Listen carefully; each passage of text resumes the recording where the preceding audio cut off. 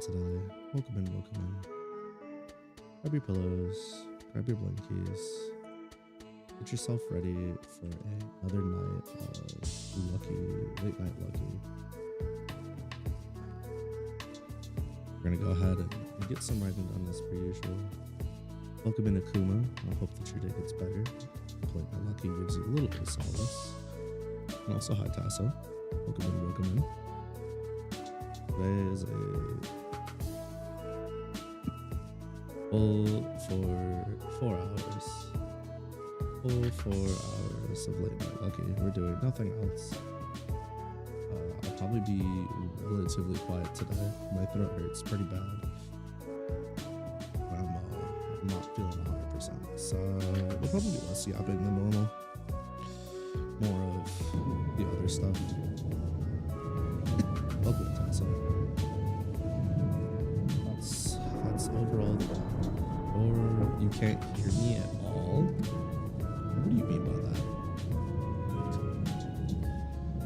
Is it because I'm being quiet? Is that better? Music's a bit loud? You're right, music is a bit loud. Is that better? Everything's louder than me. It's so funny how inconsistent the audio is, because I don't know if you guys know this, but between streams, I don't change anything. So once we're like, oh, it's good, I just leave it there. And then we wind up having these issues. I can't even be like, oh, I moved my mic, because my mic stays where it stays. I lowered the music. Is the music better? Oh, the thunderstorm's still too loud. I could lower the thunderstorms too. There you go. Thunderstorms have been lowered. Music has been lowered. What are we thinking?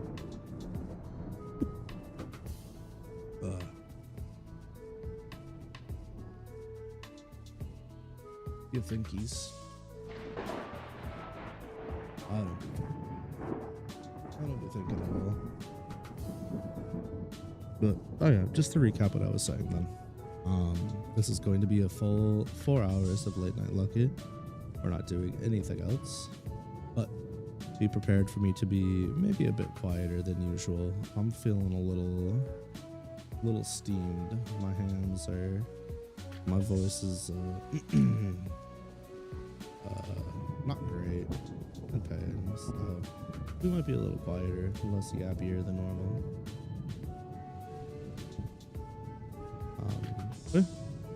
No biggie. I'm doing all right. Wound up having pizza and wings for dinner. It was great. Take your time. When you come back, hopefully it helps you have a better night.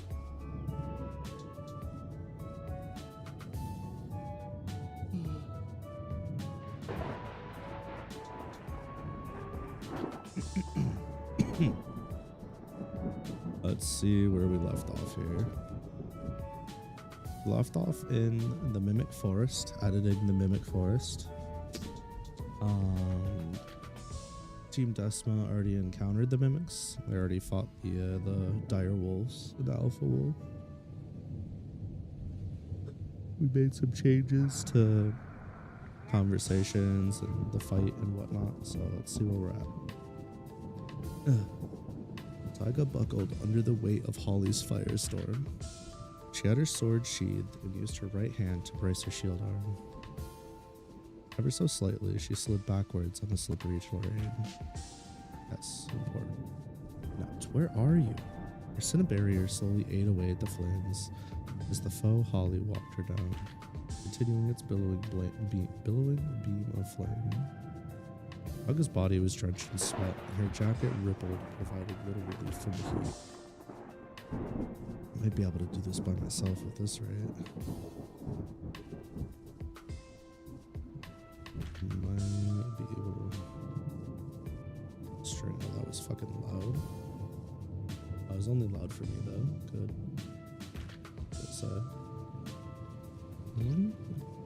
Yeah, the redeems will be really quiet too, so be warned if you want like a sound-based redeem, it's probably not gonna be very loud.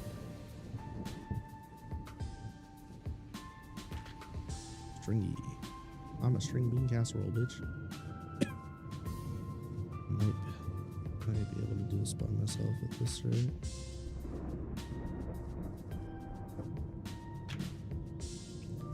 Taiga grunted as they took a step forward.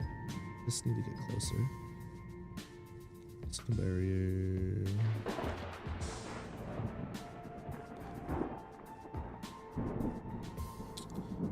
Again, two.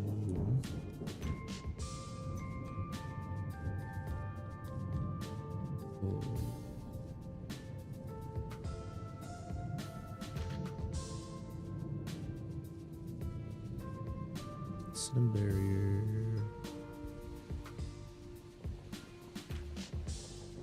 Again, to the red issue. Will I make it in time? Big Holly pressed on, increasing the volume of mana poured into its flames. Taiga winced as the flames licked her body, causing light burns. And searing. Taiga winced as the flames licked her body, causing light burns and searing her clothes.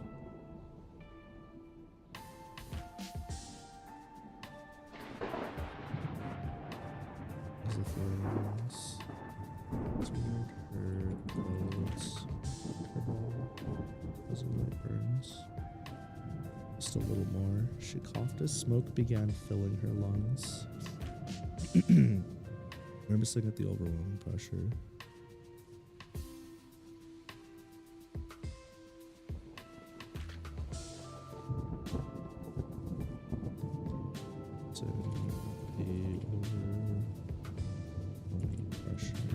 She coughed as smoke began filling her lungs. She snuck a look beyond her shield, seeing the blurry outline of her foe. The mimic had stopped moving.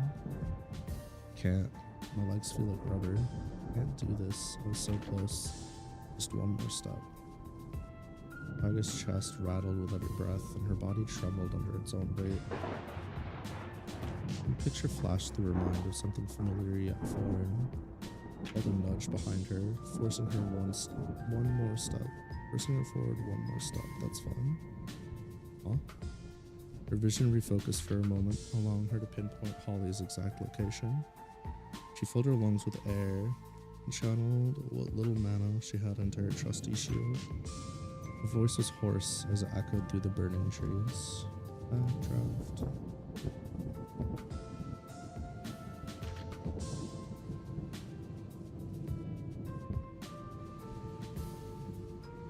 With a flash of white, magical sigil. With a flash of white, a magical sigil appeared a few feet beyond the shield. An eerie crackling sound spat out, heralding the devilish might that was to follow.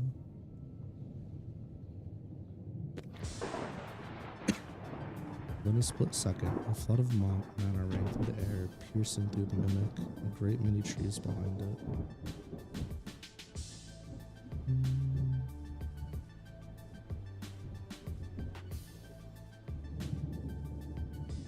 Taiga was blown back 9 feet to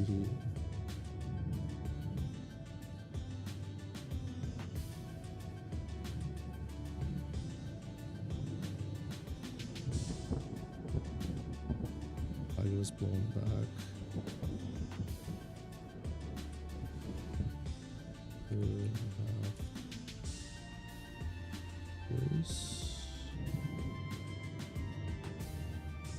Landing on her upper back. She managed to barely lift her head to confirm the kill. However, all that was left was a molten deathbed. Ground had been carved out, as well as all of the surrounding areas in a massive coned area.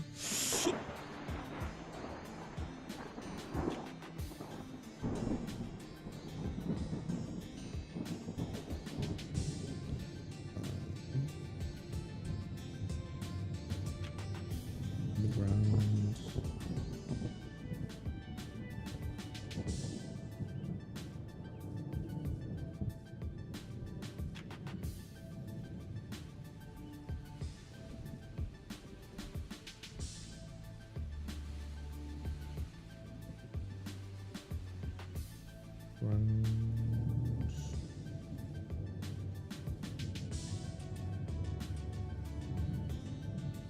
shaped.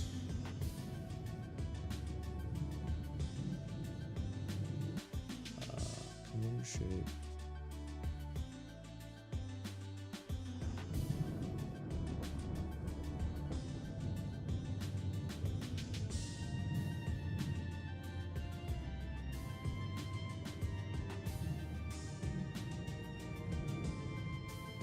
Torched. Earth.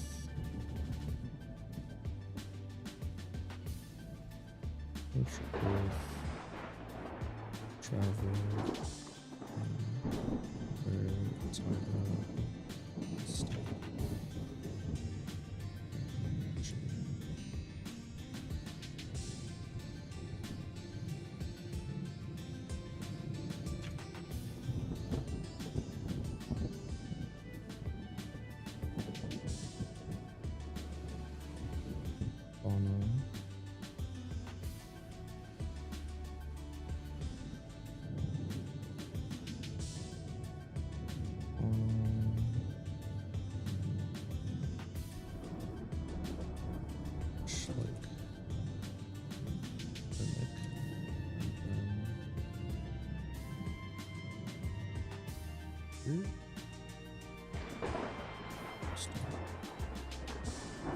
It's not quite what I want. I just think I'm looking for it. No, it isn't.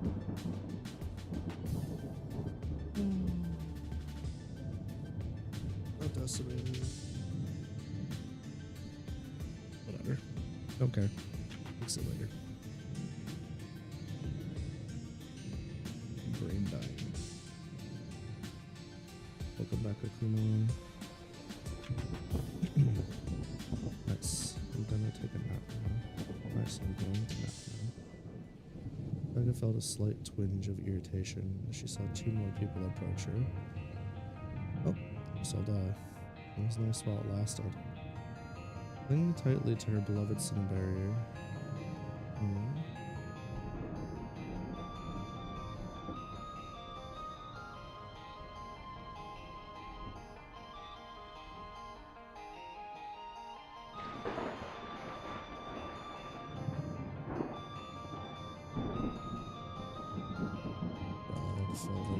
No! There's 2 cats! And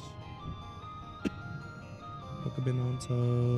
We're doing Late Night Lucky. It's where I play some relaxing music and work on some writing stuff. Apologize for my voice. I am sick today, but make yourself cozy. Either snuggle on up and relax, or you know, maybe get some stuff done alongside of me, whichever you prefer. Get cozy. Clinging tightly to her beloved Broadfeather and Cinnabarrier, she fell into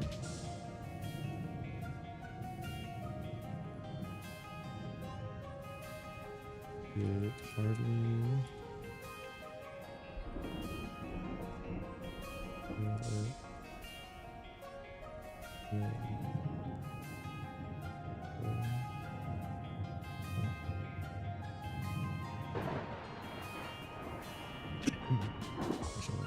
That's fine. 2 pairs of boots stuck on either side of her. Oh, she did all of this? Kara surveyed the wasted area. Don't you dare tell her I said this, but...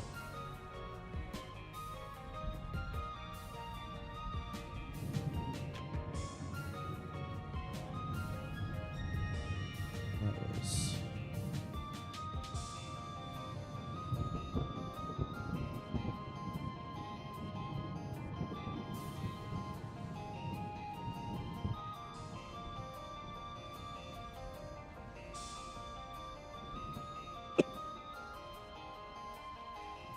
Kara lifted Tyga up and followed back towards where they had left Holly earlier. However, they didn't get far. Yo. A familiar warm voice called out to them. Holly? Is it really you? Nap turned to get a better look. Huh? Try me too. Harry pulled next to Nap. Nap jumped.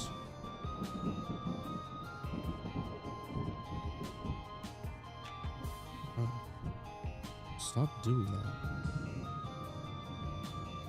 Sorry. Just can't help it when you react like that. Jamie chuckled. Wait, Farrah said cautiously. How do we know you aren't mimics?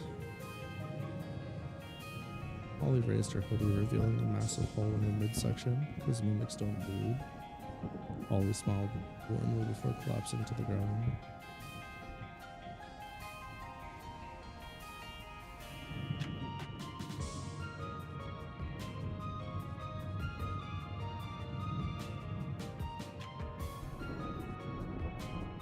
The newly formed party rushed over to Holly, leaving Jamie by himself. Gently picking her up, they hurriedly headed for the exit and their ride. They examined the Krma destruction Tarako had caused. Colored surprised. All of them had more guts than I expected. Casually walking away from the war zone, he pondered. Where exactly should I take a look after I file my report? Back at the Fool's Carol, Jamie walked to the back of the first floor to file his report.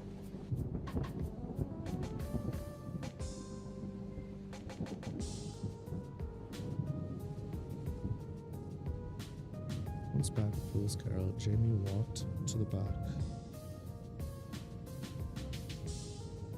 to the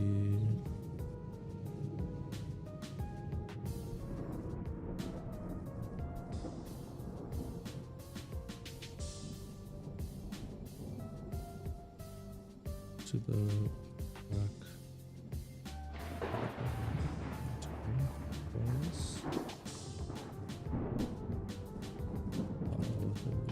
report.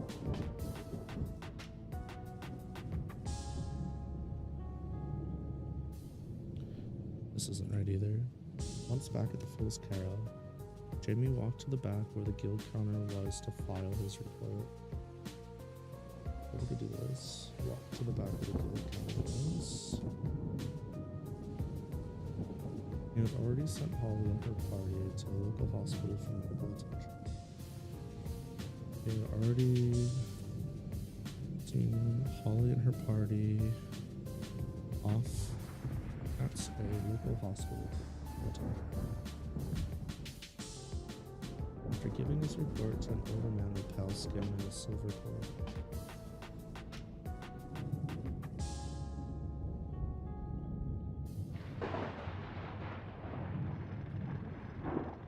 giving his report to an older man with pale skin and a silver ponytail.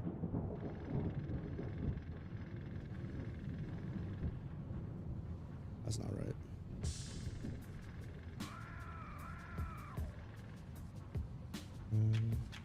Older man with pale skin, with silver ponytail, hair back. Finished his report.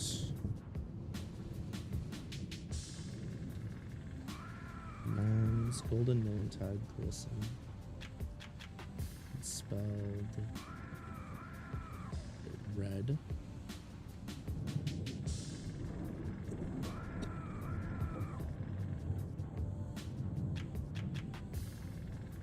Older man with pale skin, over ponytail, stared at me shut as he finished his report. Yeah, that's fine. That's much better.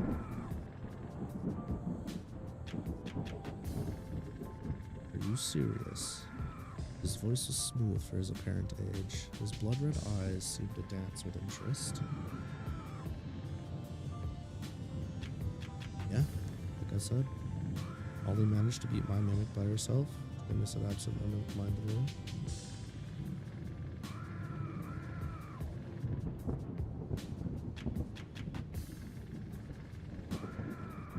By herself. One mimic. Two other by herself. But absent-mindedly. Vladimir frowned, talking about that. Why did you interfere? Jamie sighed. I could have lied to you. Just thought that you'd want to know that there were well over 30 aggressive mimics. That doesn't bode well. And you should have evacuated the party and reported it as a failure.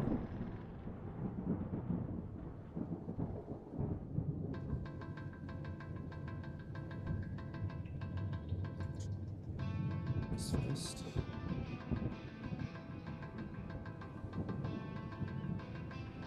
Skeleton.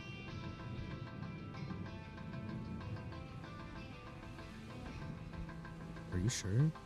Not only do they masterfully handle the dire wolves, but there's an abnormally large alpha. Right, Vladimir said softly. And, Jimmy continued, the beat a group of mimics totally outnumbered after that. I'd go so far as to say that while Holly... I'd go so far as to say...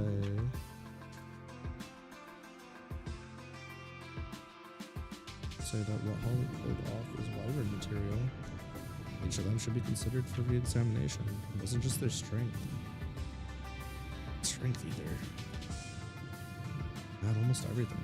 Art, coordination, creativity, planning. It was refreshing to watch.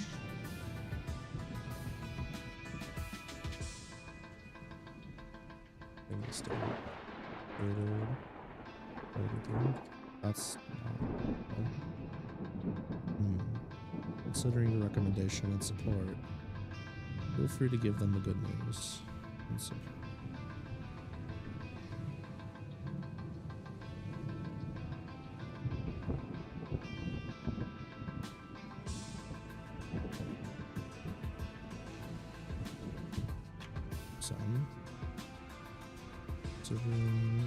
your recommendation and support. Recommendations support, feel free to give them the good news. Although, if he has a Phoenix rank, it may be difficult at times for you to accurately gauge the lower ranking members.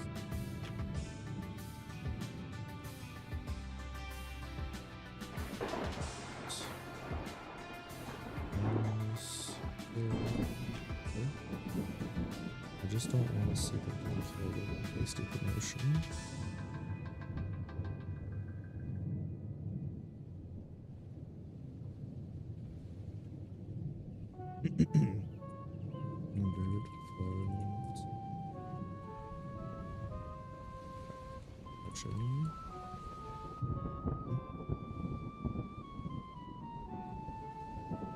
Jamie nodded.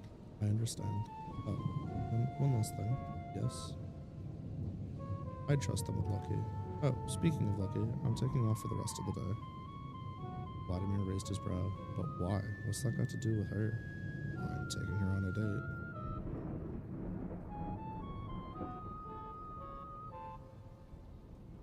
Vladimir sat down in anguish. That boy.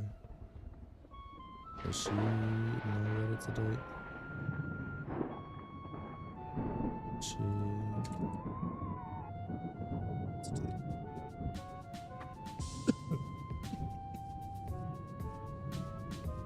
I'm so good.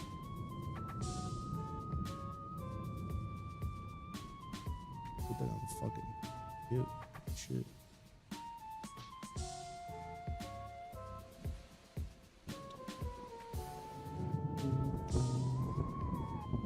Think where what point I feel like I'm missing shit. That makes sense. Put down. Mostly missing brain cells, but that's okay. I'm missing use. There it is. Okay.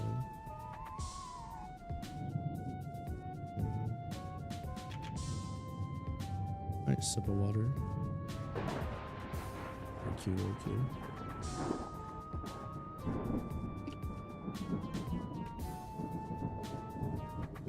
I'm trying really hard not to get distracted.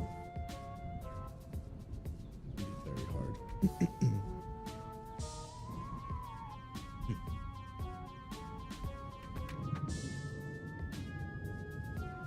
Okay. This chapter's done.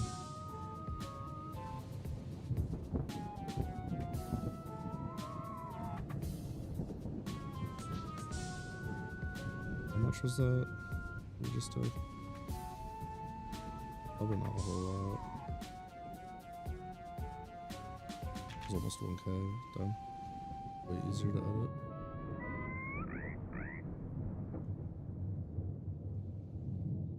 Wow, this chapter is 6,600 now. Eek. Fucking awkward. 6,600 in the chapter. Definitely put a bit more meat on that. Yeah? Is it 5k or something, right? Just out of curiosity. So we're definitely finishing this chapter today. Find it hard to believe that we don't. 5,900 in this one. Surely we stay under 6k, right? But definitely. I don't see what could possibly go wrong. Chapter 4, The Date. Jamie walked through the threshold between the guild's corner and the cafe with a cheeky grin on his face. He was greeted by the sounds of bustling maids serving their customers. Tourists and adventurers filled the establishment's seatings. Krma. Buzzing around a rap from the store's entrance around the corner. It's about that time when everyone would be finishing up their quests. Made me alert for a while longer, taking it all in.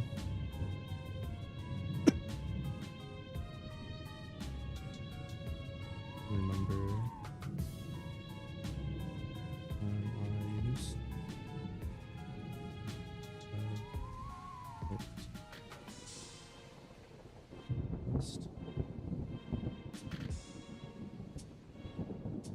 It didn't take long for his eyes to wander in the direction of the bakery display counter. And that's mostly fine. Lucky's hair was up in a ponytail. She had tucked in her new, appropriately branded shirt into her dark jeans. The words, "The Fool's Carol," sprawled out across her chest in fancy blue and gold writing. Oh, we want blue and gold. I forgot for that. She had a light blue bistro apron tied to her waist.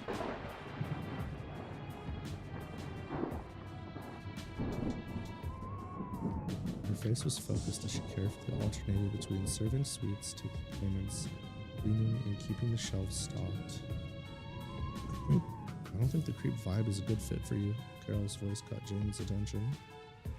Jamie rolled his eyes. Haha, I was worried about her today, you know? Oh, you wasted your energy then. She did great.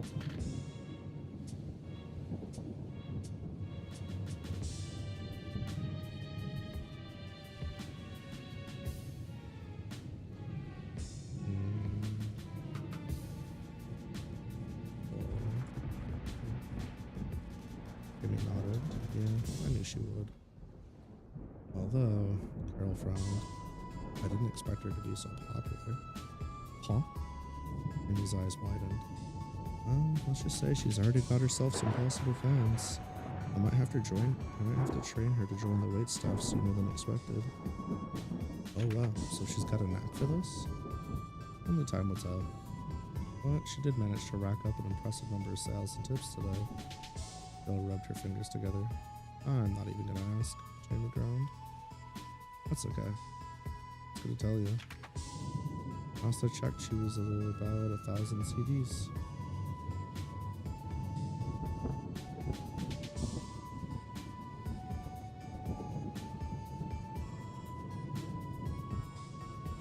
Excuse me? Jamie's voice jumped an octave.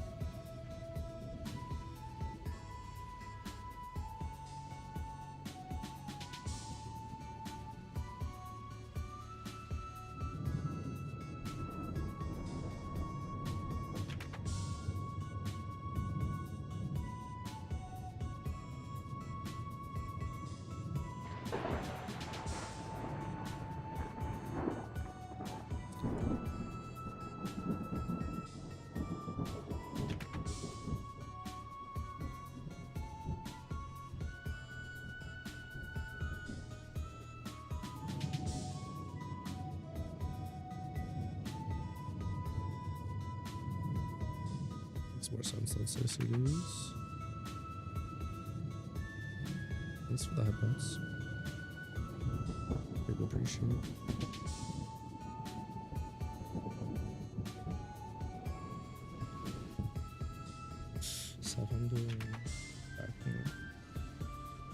Carol grew brightly with pride. Second on the counter day, incredible. Jimmy watched Lucky in silence for a few moments. Well, now I feel bad even asking this, but And don't ask, Carol greeted.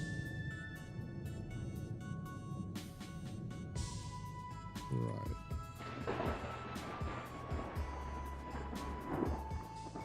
I'm letting Lucky out early. And by early, I mean now. Carol gave Jamie a dirty look. Ish. Jamie looked away and whistled almost theme song. Fine. Here all day tomorrow.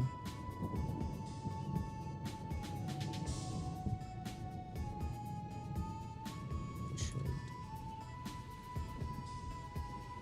Why don't we go ask her? Jamie suggested. We walked over to the counter.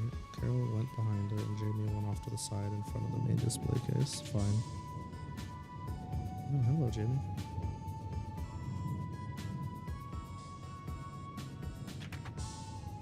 How was your day? Lucky's tail wagged. Jamie leaned on the glass. It was crazy, but it's gotten a lot better. How are you holding up? I'm great. This is so much fun. Everyone here is super nice. Lucky's smile caught Jamie off guard. You're doing great, sugar. Carol gave her a thumbs up. At first she hid behind me and watched, but it didn't take long for her to take over and do it all by herself, Carol said to Jamie. I'm proud of you. His voice was warm. For giving me this opportunity. Lucky blushed. So can I get you anything? Actually I was wondering, do you want to get out of here and go do something? I have to work a full day tomorrow though. Amy pointed to Carol. Boss gave you okay. Fine. Lucky looked to Carol to do the simple nod. What was it? Her apron pulled out a pink metallic part with a set of engravings on it. I gotta transfer the CDs before I go. Carol went to place her hand on Lucky's shoulder, but quickly returned it to her side. No, the money that goes on that card is attached to your employee ID, meaning anything on there is what you've earned. Lucky gave Carol a hug, squeezing her gently. Thank you very much today. I learned so much. Be sure to get loads of sales tomorrow.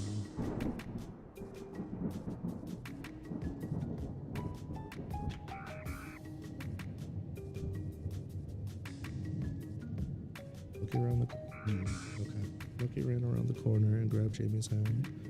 Lead the way.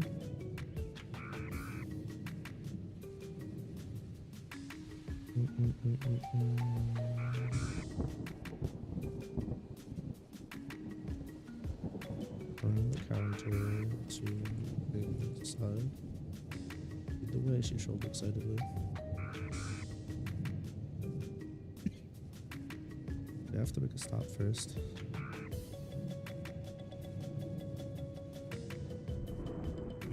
Shifted. Shitted? Ice. Shifted his eyes away. But after that, I'll show you around a bit.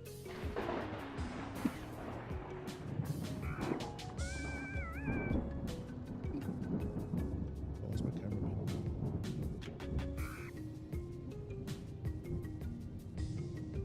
Crazy. I need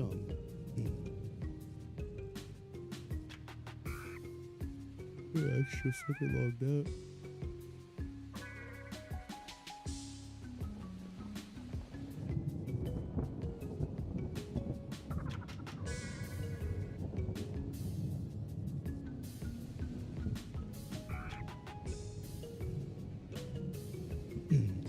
The two walked out of the front doors, leaving the vibrant atmosphere of the Fool's Carol behind them. The two walked out of the front doors, leaving the vibrant atmosphere of the Fool's Carol behind them. Sure. Carol watched them go with a fond look on her face. I can't believe how much he's changed in a month. Can't.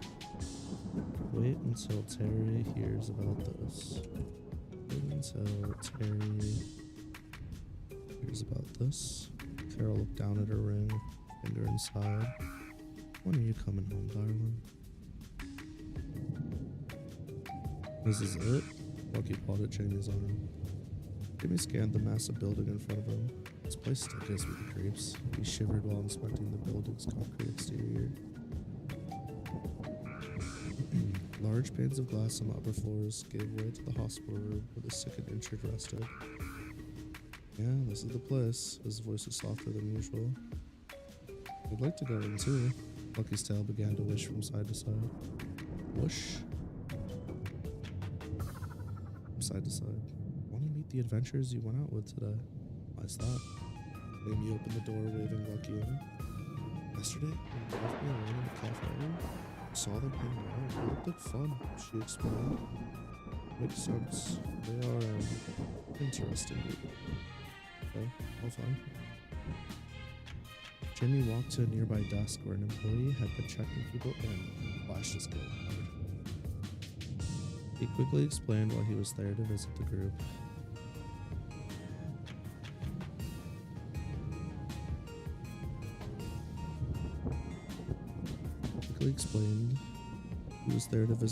He had dropped off earlier. The receptionist pointed down the hall and told him a room number. Jimmy gave his thanks and walked back to Lucky's side. The two...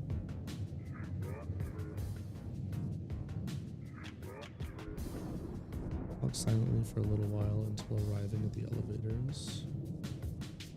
No way. No way. I've been wanting to ride one of these. Lucky's ears wiggled. Was it with you and riding things? Jamie chuckled. It's just fun. Plus, if I'm riding something, I don't need to walk everywhere, she reasoned.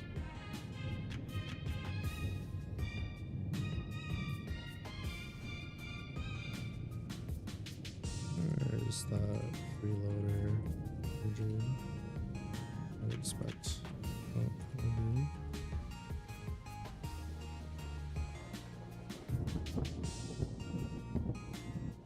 The elevator opened up, welcoming the two inside. Faint music was calming, and it smelled like apples simmering. Jimmy reached out and pressed the button labeled 7, turning it a bright on. He began to fidget, Lucky began to fidget. Jamie gave her the side eye. What's wrong? His brow raised. So, am I underdressed?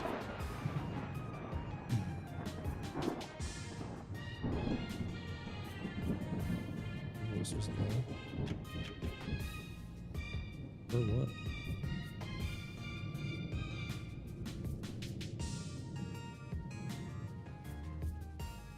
Carol said you basically invited me on a date.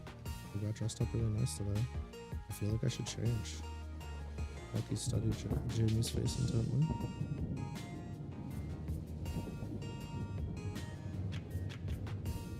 So I feel like I should change. Tips of Jamie's ears fevered. Oh, you aren't underdressed. I just felt like looking professional for their exam today. Let's see. Lucky's backdrops.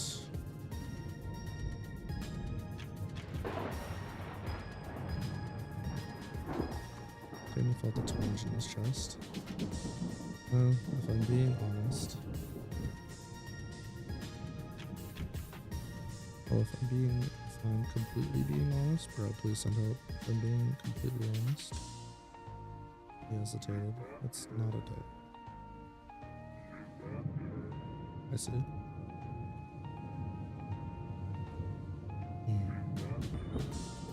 But I did want to look nice when we went out together today.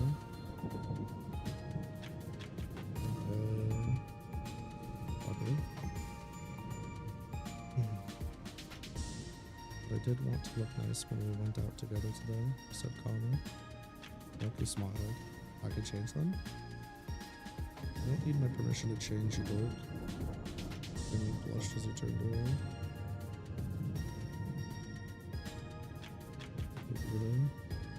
Lucky's skin and clothing began to skitter. Looked like I'd be opposed to dating. Lucky's whisper barely left her lips. As the skittering came to a halt, Lucky's silver hair was flowing freely down her back. She wore a classy black dress with matching nail polish.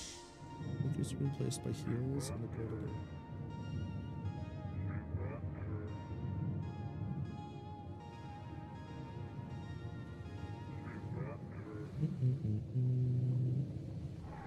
A silver.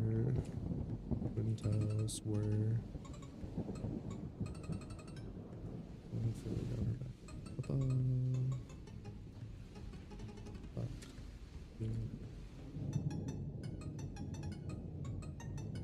Very classy black dress, nail polish, blah blah blah blah. Okay, okay, okay. Very nice. Oh, I forgot. Black.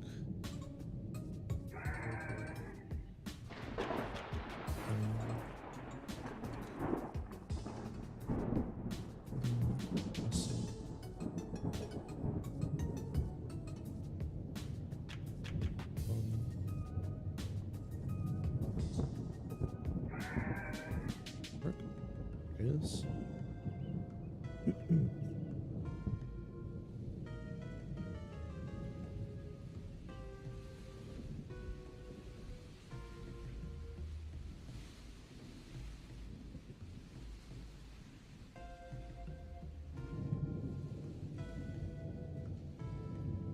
I think I accidentally didn't write something.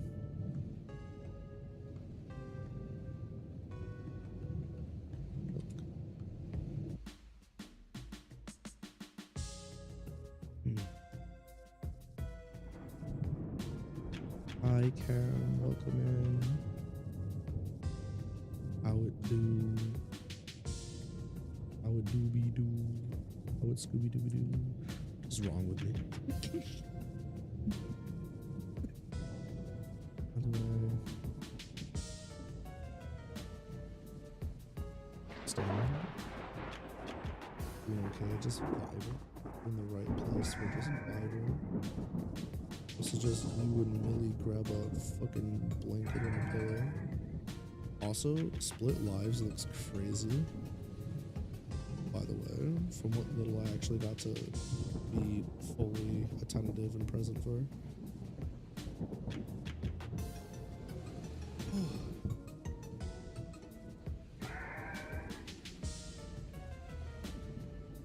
I mean, all set. I turn around. Lucky held her hands around a black and gold phone, sized purse in front of her. Is that you're gonna play more tomorrow? Sick. Gotta make sure I'm at my PC in time so I can lurk earlier and what's it called? Off. My professor, so I can lurk earlier and farm points. That's what I was looking for.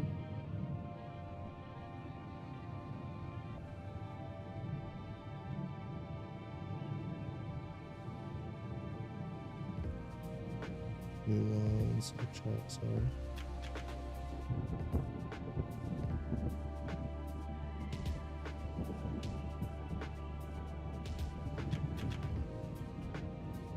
Wait, what?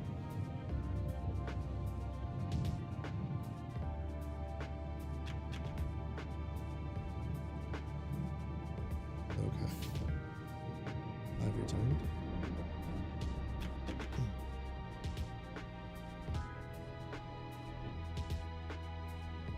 That's how I got all fucked up. Their character went and got shot. Jamie turned around and Jamie turned around and stared at her. Fuck. A ding from the elevator went unheard as he remained stunned.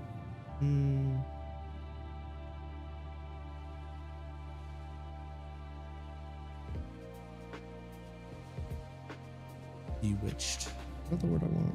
I don't know if that's the word I want. 1964 is crazy. Yeah, that is the word I want. Shit, brain be working sometimes. Remain bewitched. I don't know. What do I say? She's beautiful, idiot. No, too far. We'll creep her out. Okay, just play it cool. You can't do that. She'll get upset. They specifically chose this. Oh crap, she's staring at me. She must be wondering why I'm not answering. I'm so screwed. Wait, this should be easy. If it were Carol, Betty, or Terry, I just compliment them and move on. Am I cooked?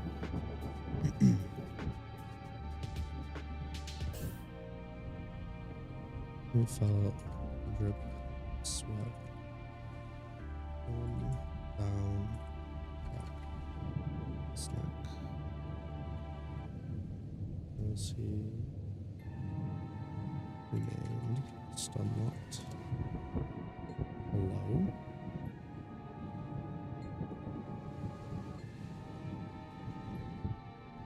You good? Lucky leaned in and placed the back of her hand on his forehead. You're a little clammy. Alright. Concern was apparent. Jamie shook his head. I was just thinking how I'm feeling a bit underdressed myself. Undressed? Underdressed myself now. You look great. Yes, Jamie, you're undressed in your suit. Good job, mate. You being better. What is this? Lucky laid her hand on her chest.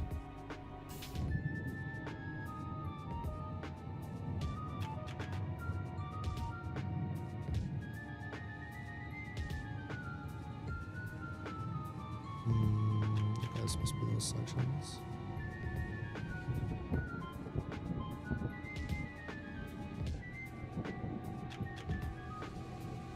Just wonder.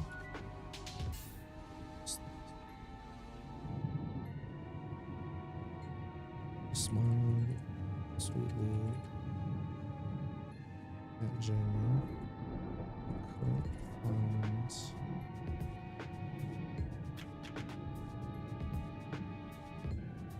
a response.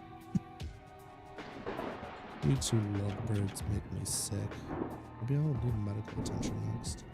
Some older lady harumphed.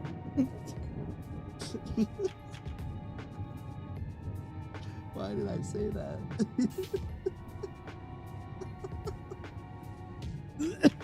I'm sorry. I'm so sorry. I wasn't ready for that. Let's try this again. You two lovebirds make me sick. Maybe I'll need medical attention next. Some older lady harumphed and she pushed her way up to the elevator. It's so dumb. Huh.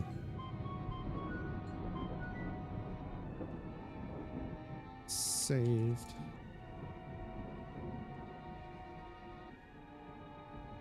Unbeknownst each other.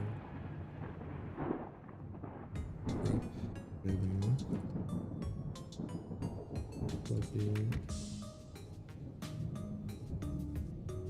Jamie celebrated Gold Tags corruption.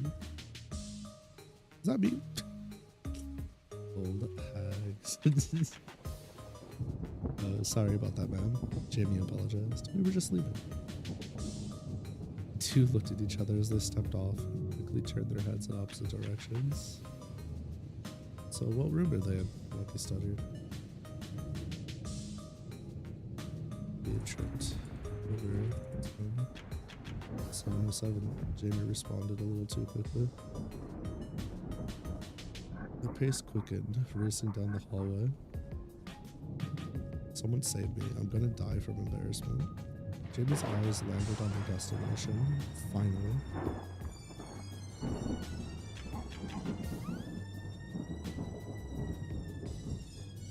Actually, you know what? Sorry, Jamie. Lucky's eyes landed on the destination. Finally. Finally.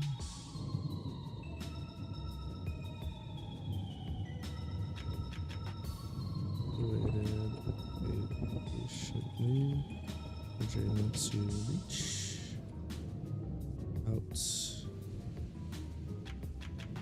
and place his hand on the cold metal doors in front of them.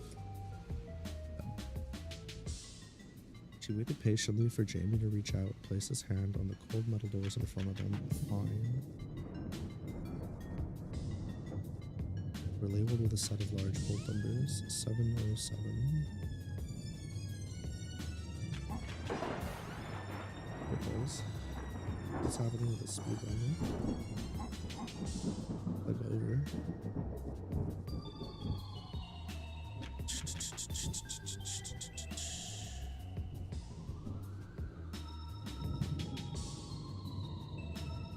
Okay, no way we finished that already. Mario Galaxy? We haven't done Mario Galaxy yet.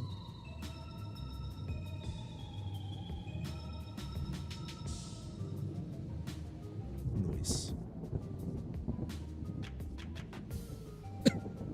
Channeling a small bit of mana into a terminal on the door, it reacted swiftly. Okay, stop. Channeling a small bit of mana into a terminal on the door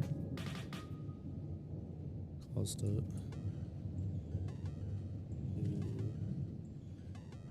react swiftly and slide sideways, pocketing itself into the walls.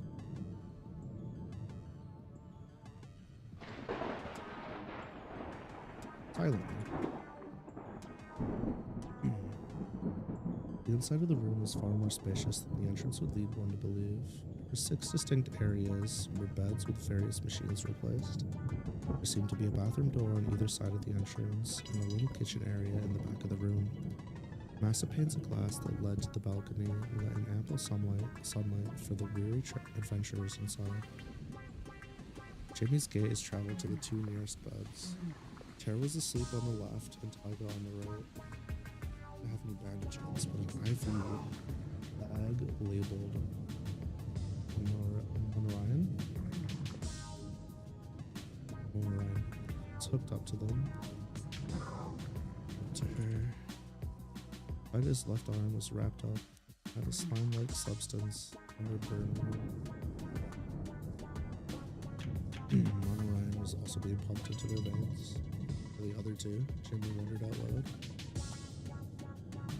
I was hoping to talk to the silver-eyed one, Lucky piped up. Walked further. A seat in a chair by the windows. Ollie? Yeah, she's the one I really needed to see. The rest of them I just wanted to check up on. I remember now.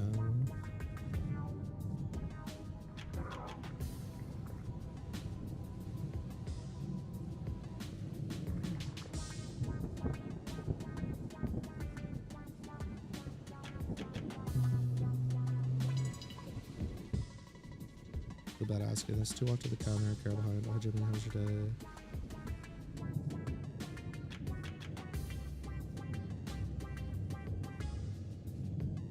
Do you want to get out of here and go do something? You've had a wonderful day. He looked at Carol, gave a nod. That's fine. We're fine.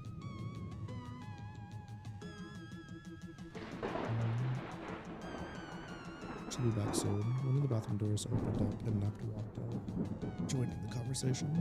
She just went to grab a few snacks. Figured you might be up and around. Maybe took a good look at Nept. Don't push yourself, okay? Don't tell me what to do.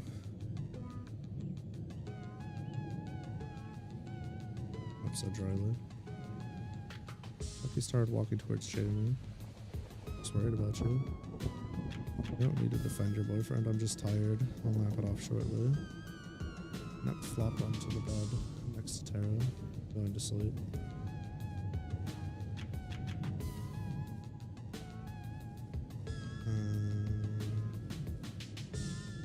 Here we go.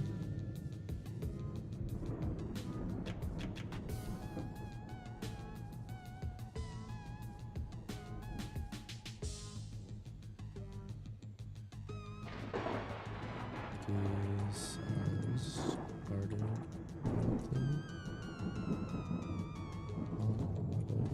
boyfriend.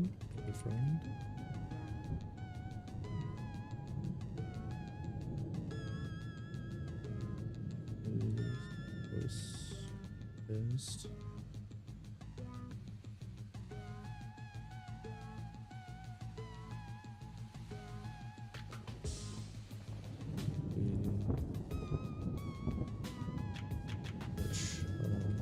Having a hard time. Lucky's voice. There we go. That flopped onto the bed next to Tara. Whatever you say.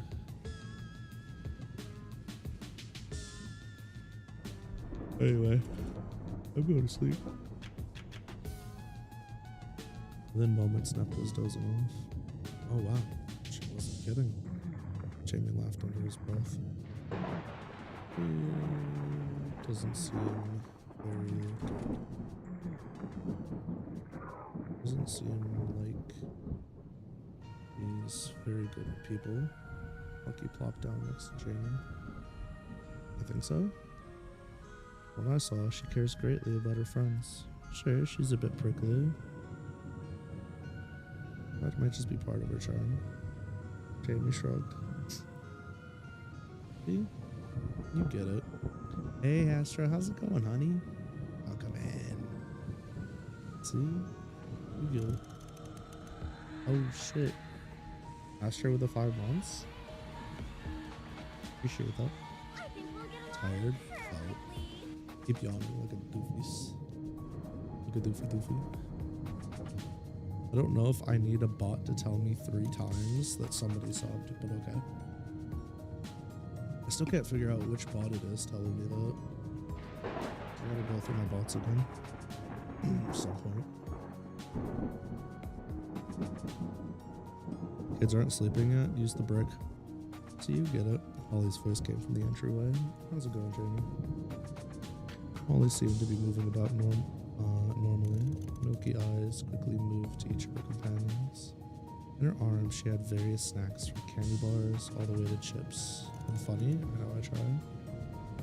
Was the wound? Jenny asked. Holly began placing various snacks at the bedside tables of her party. You ask as a pleasantry or because you enjoy small talk? I'm sure you gathered that I healed up already. I apologize. I didn't mean to come across as rude or demeaning. Yes, I'm aware of your regenerative properties. Just didn't know to what extent yours function. Jamie waved his hand across his midsection. Holly raised her nightgown, slightly revealing that the wound had healed, leaving behind a strange scar-like circle on her abdomen.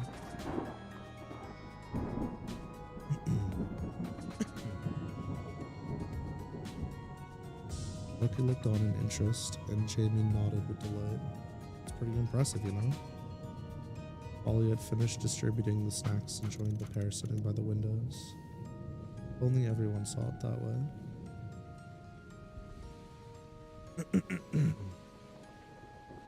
I understand how you feel. Jamie's eyes met the ground for a moment. I appreciate the sentiment, but I believe it's truly impossible for a human to understand how I feel and the ostracization I've had to deal with over something like this. Oh, Holly. Little do you know, Holly, but I believe it's truly impossible for a human to understand how I feel.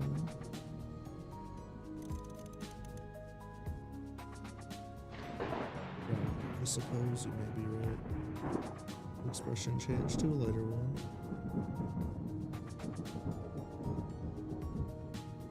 Oops. His expression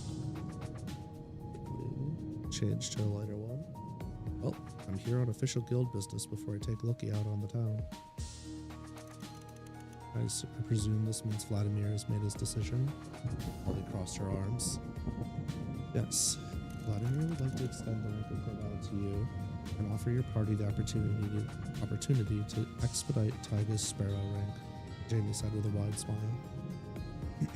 Holly thought for a moment. I'm sure Taiga will accept the bump in rank. However, I'm afraid I'll have to refuse the Crowdad promotion. Jamie raised his brow. Oh, and what makes you say that? I'm fully aware of your interference in my exam. And you said yourself if you had to step in, I'd fail. But if that weren't the case, I managed to slip up multiple times, causing my team to take unnecessary risks.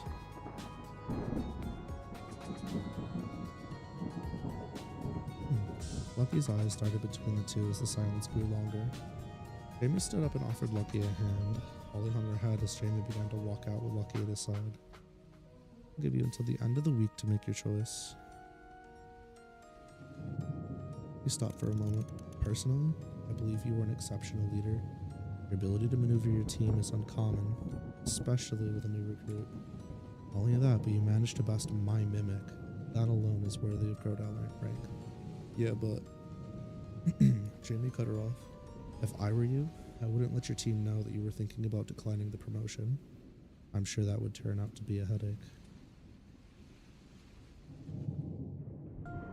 Jamie threw up his right arm to wave goodbye. Lucky looked back longingly at Holly and her party before they were removed from her view as they turned the corner. Lucky looked back longingly at Holly and her party.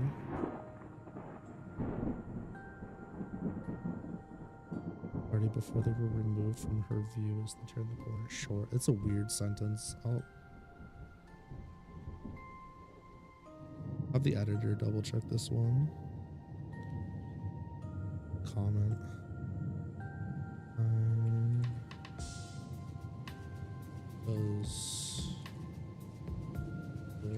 Does this review church?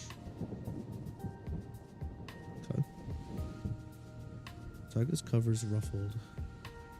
Tyga's cover's ruffled as she sat up. Jamie didn't interfere though. Tyga rubbed her eyes. Oh, you're awake. Holly turned to Tyga, and he did. There are at least another 2 dozen mimics closing in on us. Tyga had a nervous smile. You're joking, right? Holly shook her head. Oh, not even a little. Tyga shifted her gaze to the doorway. A glint of fear in her eyes. Jamie took them all out then. Obviously furball, not beyond. Dude's a damn monster. Hard to believe a wyvern could do all that. Tara rolled over. Ollie laughed. Good morning to you guys too. And you should know he isn't a wyvern. Oh, it would make sense for a dragon to do that without a problem. I got reason. Yeah, dragon. Ollie looked outside. All these teammates shared awkward glances. Anyway, Tyga, I think you deserve a reward for your performance in the forest. Tyga looked down at the slime squelching on her burn marks. I don't really want anything unless you have some unused relics laying around.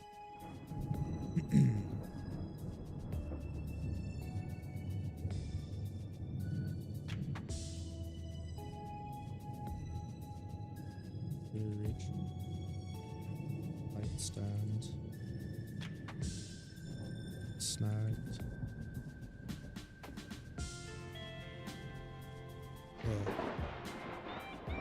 Shiny bird.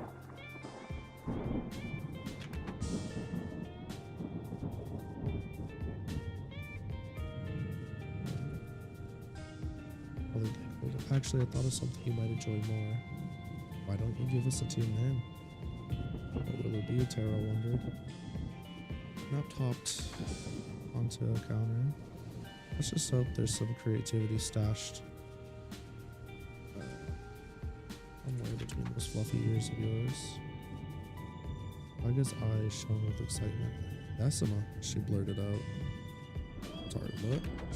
Tara scowled. Decima, Tyga restated. Tara, Net, Tyga, and Holly. Take the first initial of each of her names and put them together. TNTH, or 10th, in play on words.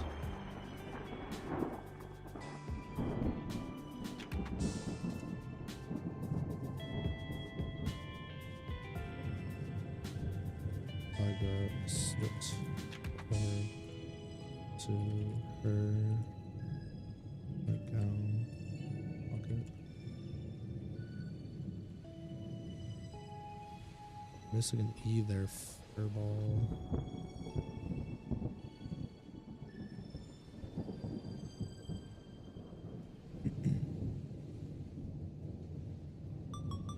Ned smiled.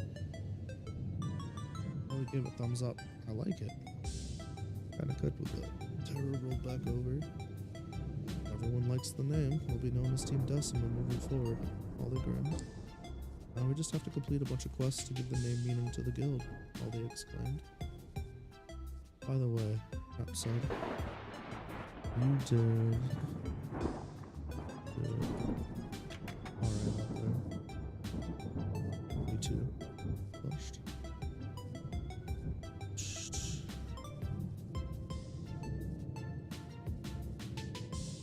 Haven't had to change much. It's nice. A little while later, across town, Jamie and Lucky were enjoying a basket of mozzarella sticks in a restaurant called Father Frank's. Oh, Daddy Dave's. The smell of brick, better ingredients, Father Frank's. The smell of brick-baked pizza permeated through the air, permeated the air.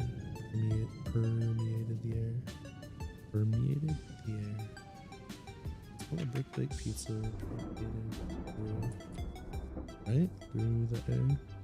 Sounds of various arcade machines fighting for a player's attention clashed on the right-hand side of the establishment.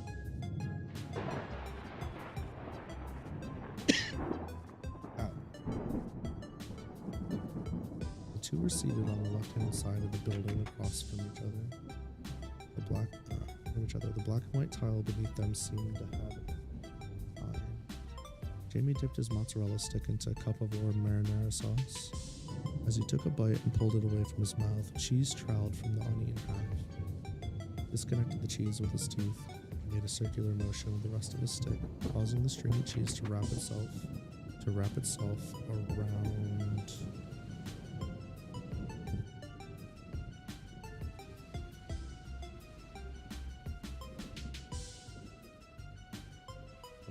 Sure. Lucky watched eagerly and mimicked his actions. This is so good. The towel bounced happily. I saw you eating these a lot in your memories, but I couldn't figure out the taste. You know, that reminds me. Jamie took a moment to study Lucky. It sounds like you were an absolute natural today. Yeah.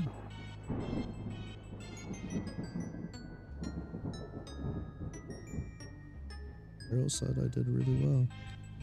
Lucky leaned over the basket of mozzarella sticks and dipped the other side of her half-eaten stick in Jamie's sauce. Did you, Jamie shook his head and finished off his mozz stick as well. Lucky grabbed another mozzarella stick and wagged it around in the sauce. Oh, what? Sighing, Jamie replied, "Did you use your mind meld on anyone today?" Lucky's eyes lit up. I was so busy I didn't even think about it. If I used it on Carol, I could be even better at my new job.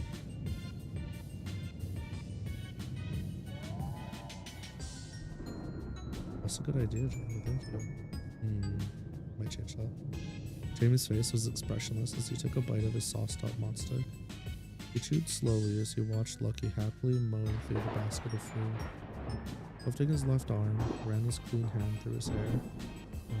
I shouldn't bring it up. Remaining silent, Jamie's eyes took an adventure around the pizza parlor before closing.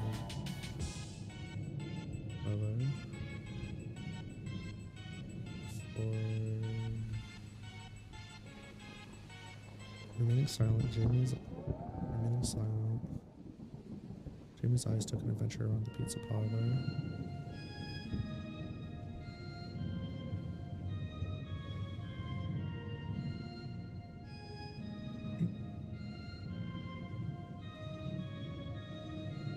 Take long for closed.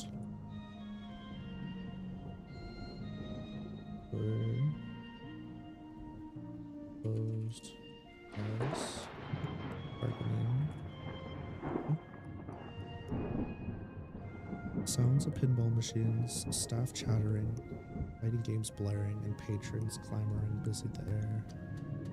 His heart began to slow, as did his surroundings. I really do miss it here. His eyes reopened upon feeling pressure on his forehead. You feeling okay? Lucky's head was placed directly against his own, warm. Her ears flapped in response to his ears flapped.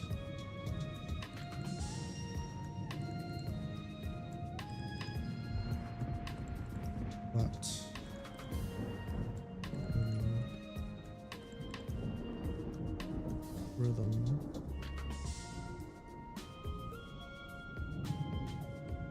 To a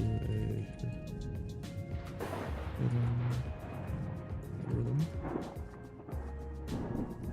That's strange. I didn't notice her getting closer, but Jamie felt an intense warmth as his heart crescendoed. Can't believe she's got me in a stranglehold like this. What do I do? Does she even understand the concept of personal space? Is this a manipulation tactic so I don't turn her in or abandon her? She's clearly not from here. Does she even have the capacity to have the same feelings as me? Jamie's mind took off, creating multiple scenarios, causing him to freeze up. Jamie, did you get hurt or sick on your mission today? Lucky's voice trembled slightly. What? No, totally fine. He reassured her. I'm sorry. Lucky hung her head. For what? Saying I should use my mind meld on Carol. To be honest, I didn't really want to. I felt really good about myself today. I wanted to work at getting me better on my own, she explained. Jamie's eyes widened. Did you just... Lucky nodded shamefully. I really didn't mean it. I was worried you might have gotten sick.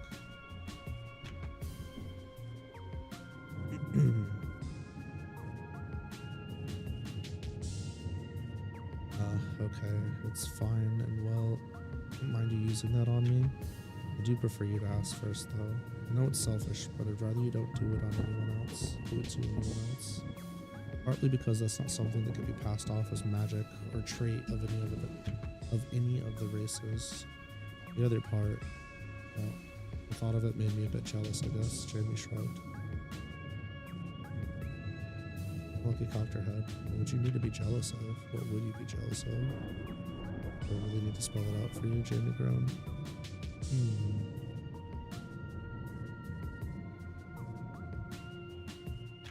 Yeah. Just straight. Attendant. Students.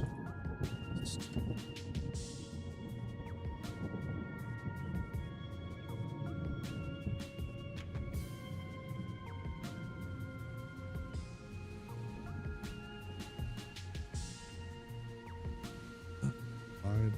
Thought of you mind melding with someone else felt wrong. Like we did something important together, but if you do it with just anyone, then it didn't have any meaning. A childish thought, that's why I got jealous. Jamie avoided eye contact as he froze in place.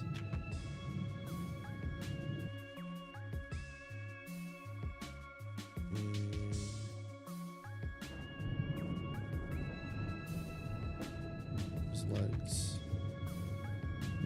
His body felt like something. Lucky stood up quickly and pushed her chair back.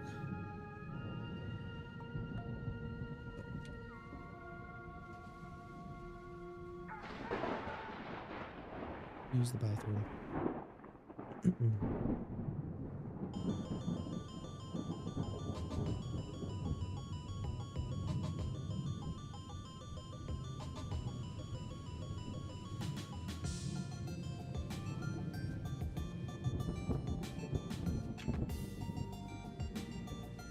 Voice shook as she raced away towards the ladies' room. Once at the bathroom door, she placed her hand on it, causing it to retract vertically. The inside of the ladies' room was spacious and smelled very nice. It smelled very nice. She darted into a nearby stall and sat down on the closed lid. What? Becky placed her hand on her chest, trying to calm the raging she looked down the room.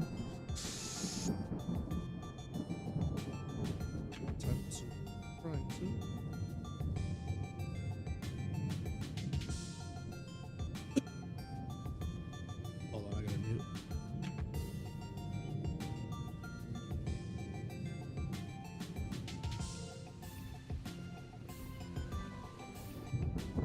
Okay.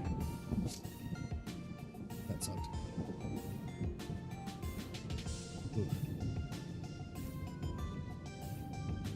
I'm going through it.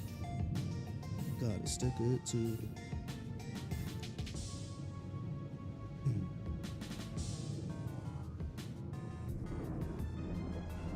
Never thought about my mind mode. I never thought about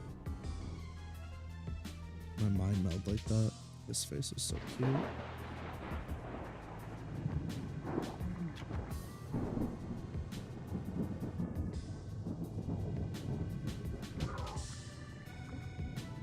Wish I could get to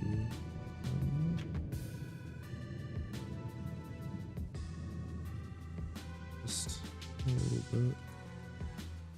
Lucky's chest heaved as she gasped for air.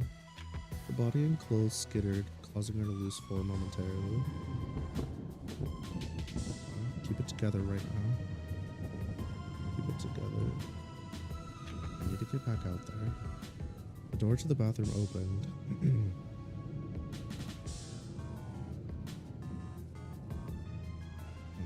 What the fuck?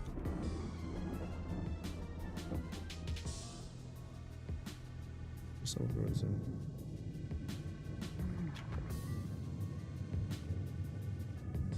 What the fuck? Why is it choosing to be a bitch? It's not. Oh.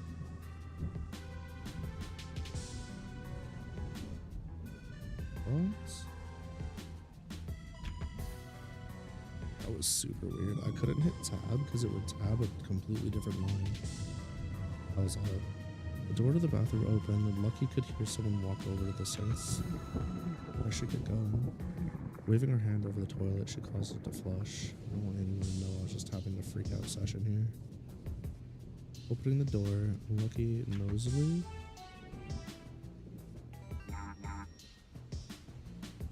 That's not how you spell that, is it? I don't.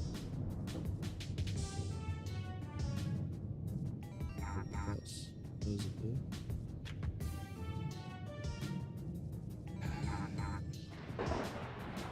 Okay.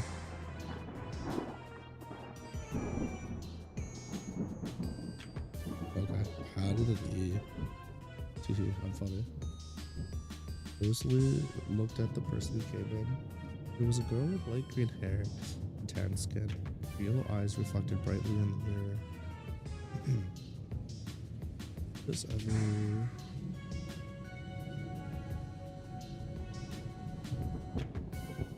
ever switch over so I can see? Oh no.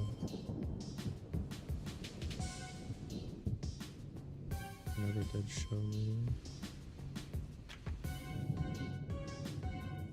And I kind of want to do something, but I also don't want to do shit at the same time. I'm gonna be honest with you, Chief. Sounds like you need a break. Maybe whatever you do is something that gives you that break. Or maybe you just don't do anything. Don't know. Maybe you just flip a coin. Heads for don't do anything, tails for do something. Or maybe you try doing something and then if you're like, man, this shit's kind of cheeks, then just stop doing it and go back to doing nothing. I do that sometimes. Okay, it was a girl with light green hair and tan skin. Her yellow eyes reflected brightly in the mirror. She seemed to be applying some kind of foundation with one hand and adjusting her folded back hair with the other. Stella, is that you? Lucky approached a neighboring sink. The woman shifted her gaze in the mirror towards Lucky. Oh gosh. I was hoping to see you again, Lucky. Stella threw down her makeup and rushed over to give Lucky a hug. Lucky tensed up with the sudden hug, but allowed it anyway. Her hands are still dirty, Lucky said awkwardly. Oh, look, oops. She returned to applying her makeup. What brings you here? Don't you work at the Fool's Carol? Lucky nodded. Yep. My friend Jamie got me out of work early and has been showing me around. Oh, that's why you're all dolled up. Stella. And Lucky. And Jamie of yours. No one happened to be an adventurer registered with the Fool's Guild, would they? Yeah, why? Harry's quite the looker. Stella paused slightly.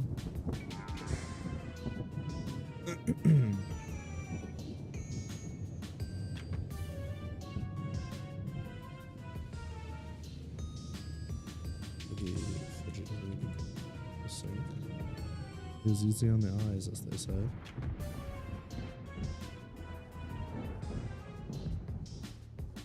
No one says that anymore, silly. Stella closed up her makeup and shoved it away into a fancy-looking handbag. Anyway, I was really impressed with you at the cafe today. Thank you for keeping me company for a while. I know you were really busy. Lucky finished washing her hands and tried them off on a nearby air conduit.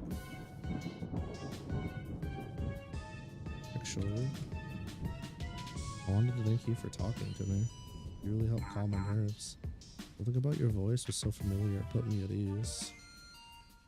Lucky smiled fondly and headed for the door. Stella abruptly called out to Lucky. Hey, wait! What is it? Stella paced nervously for a moment before pulling out a bright yellow phone with a chain. Stella paced nervously before pulling a bright yellow phone.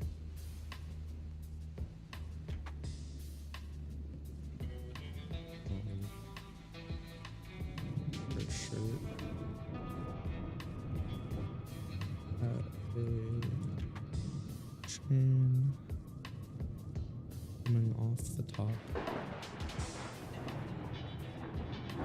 coming from the top, and down from the top, attached to a cute chibi figure of Alma.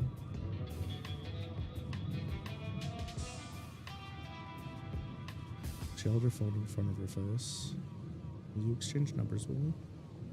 Lucky's eyes lit up. She turned around quickly, and her dress skittered before popping out a pink phone into her hands. Before popping a pink phone out into her hands.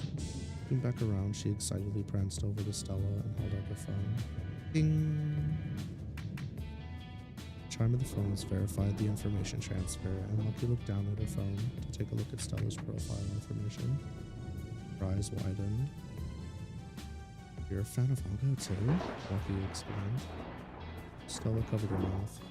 Yeah, something like that. This is awesome. Lucky's tail began swishing through the air. Now I have 3 people I can talk to. New to the phone thing, huh? Stella looked at Lucky's barren wasteland of her profile. You know, maybe I can help you get your information set up sometime. I would love that. Lucky was barely able to contain her enjoyment. Can I text? Lucky's voice was drowned out by the sound of an explosion coming from the dining area. She looked at the door worriedly for a moment before rushing towards it. Stella took off too, staring right behind her. Bursting through the door, Lucky and Stella were met with a cloud of smoke. Lucky scanned the area, trying to make out where Jamie could be. After moving forward a bit, she located Jamie in the midst of a brawl. 3 men of varying races were at his feet, out cold. Another 3 men stood behind a rather tall human man with blue slick-back hair and a white 3-piece suit. He had a scar peeking out from behind the dark shades he wore. My apologies. I wasn't aware that you'd be here today.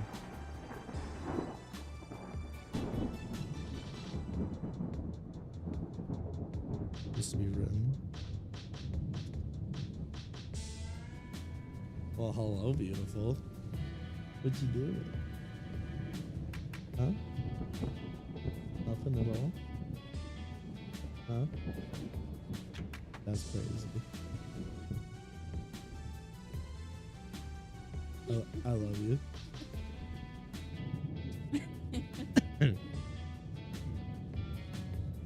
Do that again in 2 hours when I'm like half asleep and I need an energy boost. And do a runway walk at a 360 real quick. Yeah. You're like, I'm gonna be sleeping. The lo-fi music and the thunderstorms are cooking my shit. I'm like, how do I? You would think I've done this enough times that it would have no effect on me. Yeah, I love your shit. I'm gonna wear this out today.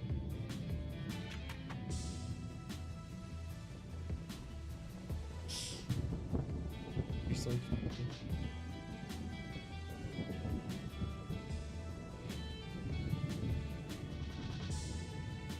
Nice. See that.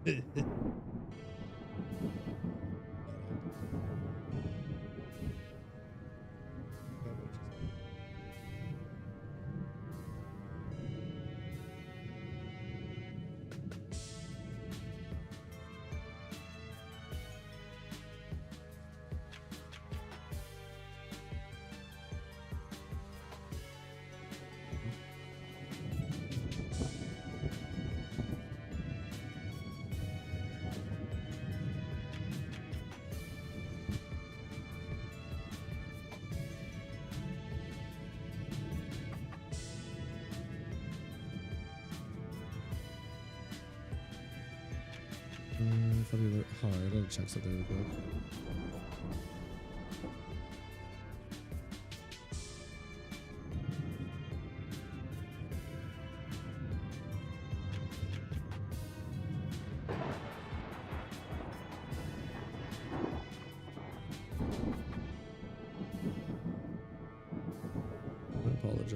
My apologies.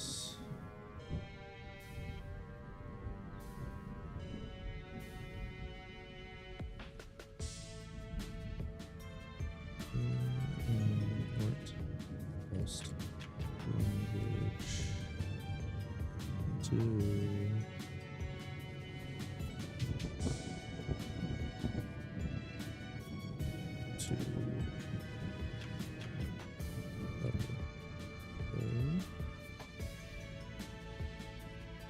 it's supposed to be solved. I don't know.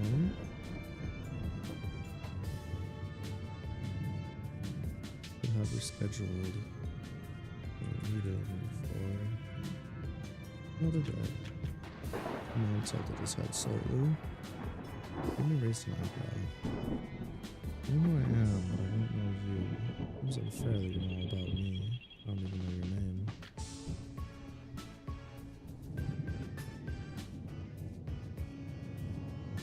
Yes.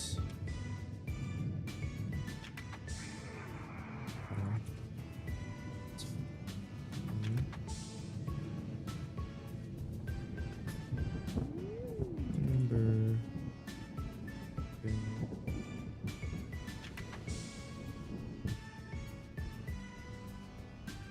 I don't even know.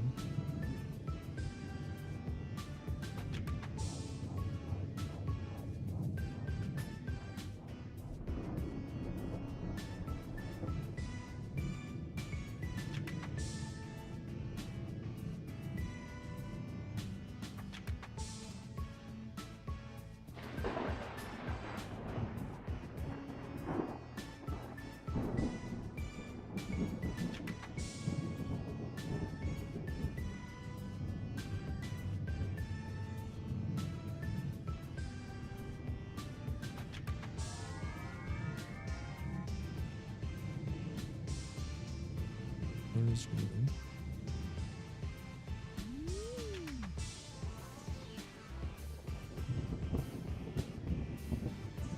Alright, I'm making a plate on the now.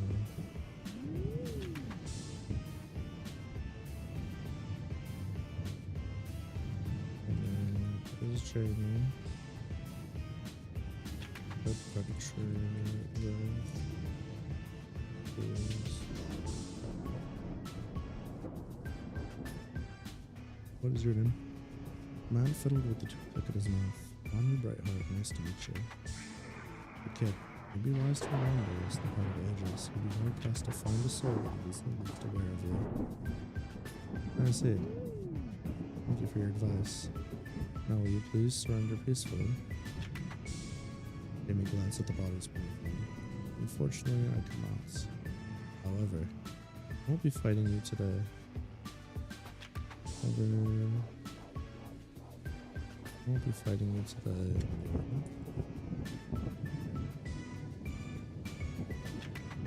Really either. On your side of the side. Oh, what do you mean by that?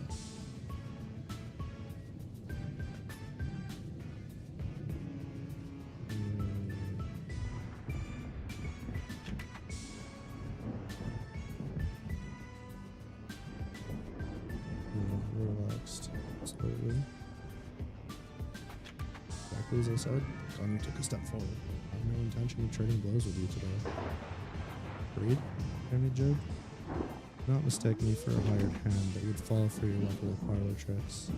No secret to your technique. I simply do not yearn for battle while there are fair maidens around. Donnie nodded towards Lucky and Stella. Jamie glanced over his shoulder and clenched his teeth. Okay, I can respect that. So what do you propose? Bunny took another step and placed his hand inside his suit. Simple business too. Go on.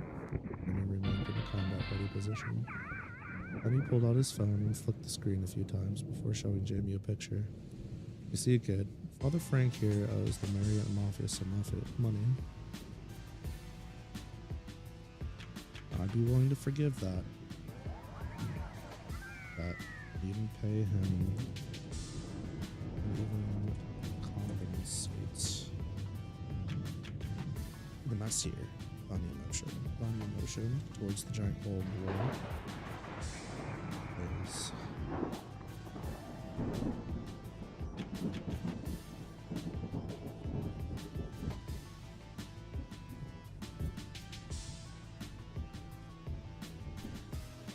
it's too good to be true.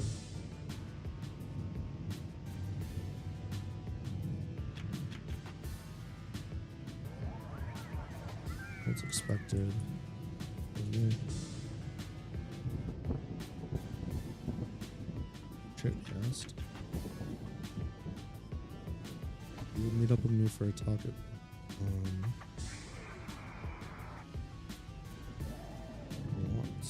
you meet up with me for a talk at Pier 13 during the Eventide celebration event in 3 days' time.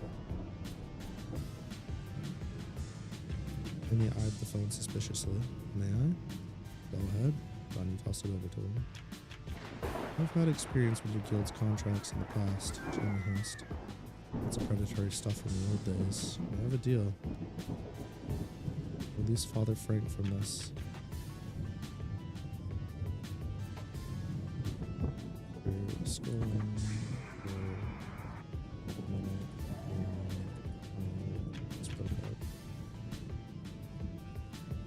Deal. Release Father Frank from this, and I'll be there in 3 days' time.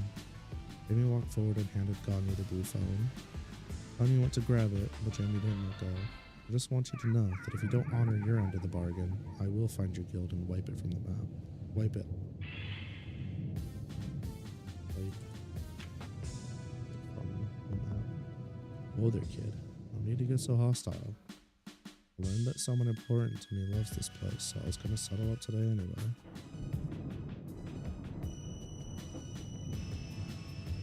Gonna settle up.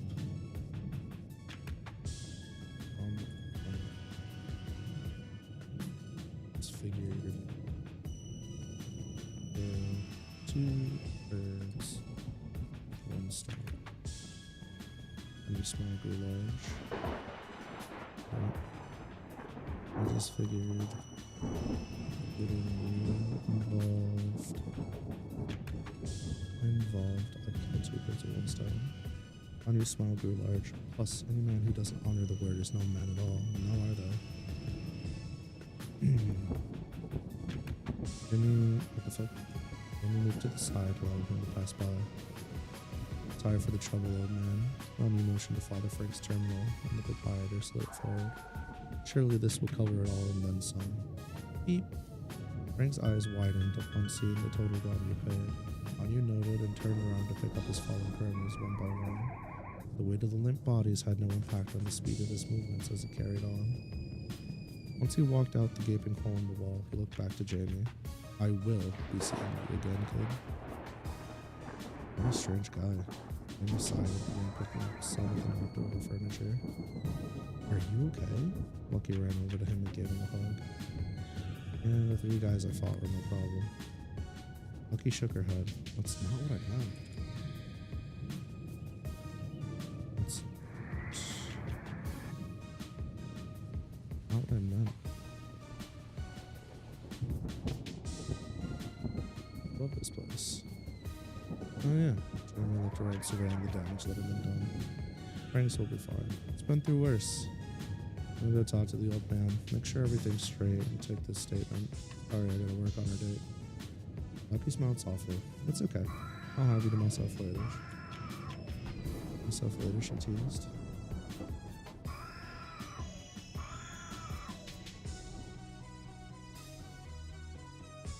Chevy walked towards the counter while Stella approached Lucky.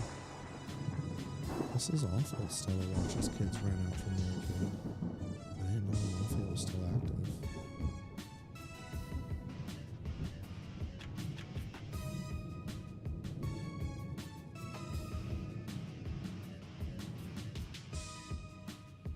The mafia in this way. I think Jamie scared him off the other day too. Lucky crossed her arms. Or who knows? I see. Well, I need to get going, but make sure you text me. If you don't, I'm totally gonna blow your phone up. Stella cheese. Please don't, Lucky whined. I just got this. Is expression silly? Not literally. It means that like I'm gonna text you and call you so much. Call you.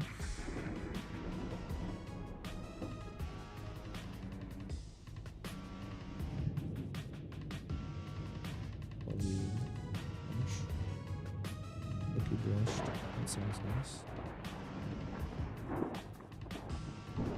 Let's settle down. I'll talk to you later. Stella threw up a peace sign and took off. She's so nice and pretty too. Your friend? Danny returned to Lucky's side. Yeah, that's Stella. I almost kept the name. That's Stella. She's really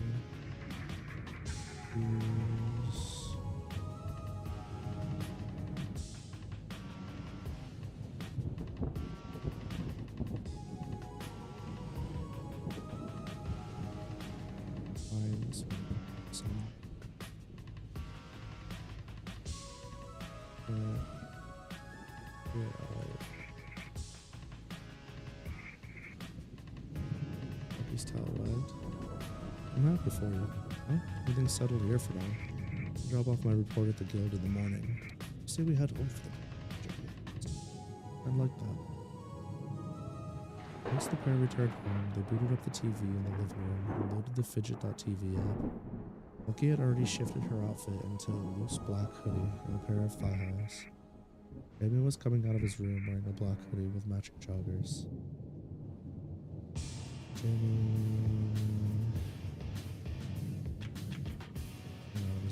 Black hoodie, matching joggers. The usual pushback hair was mostly falling on his face. His usual pushback hair.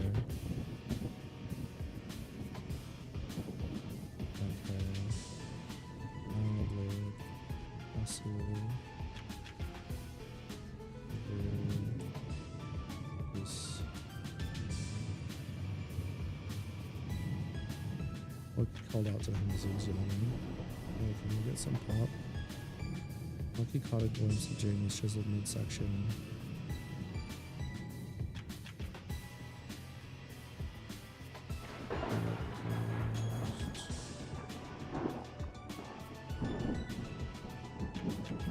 Caught a glimpse of Jamie's chiseled midsection and immediately looked away.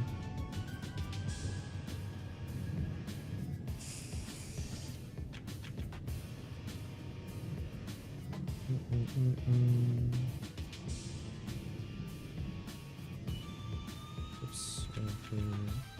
Here's what?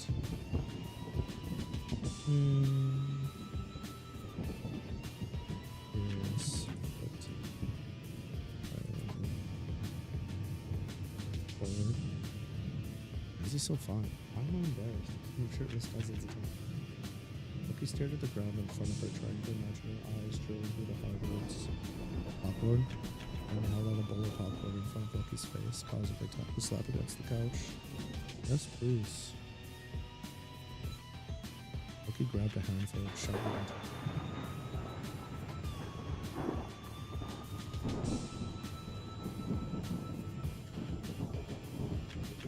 it was like previous thoughts escaped the mind. Hey, before Uncle starts, can we talk? And his voice shook slightly. What's up? Lucky threw another handful in her chocolates. Handful. Again, this doesn't feel like real time music. Relaxing pigeon music. Yeah, okay.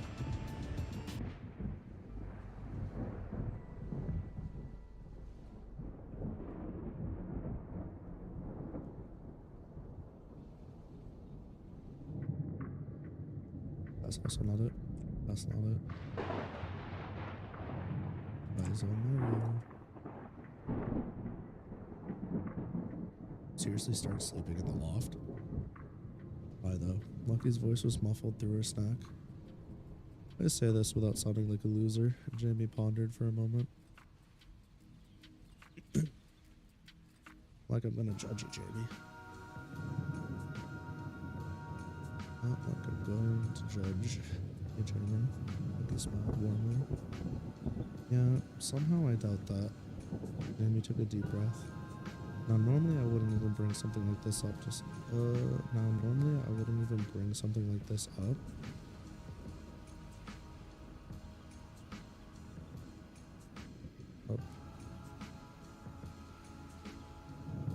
But we literally live together.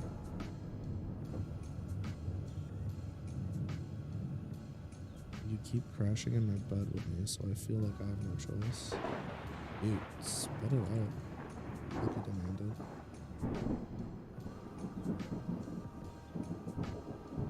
I'm attracted to it, and it's getting increasingly awkward with how handsy and touchy you can be. Sorry.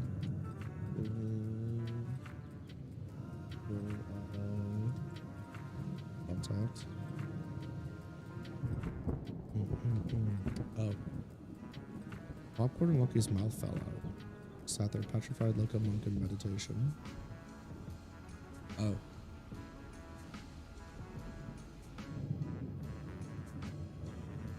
Yep. Amy said dryly. Oh. Lucky repeated. Uh-huh. Amy confirmed.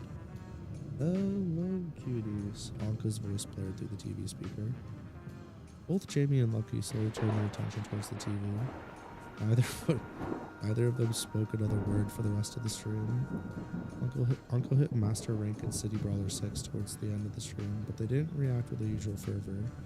Told a story about a cute cafe she visited. Now, one of the workers was so adorable it made her chest flutter.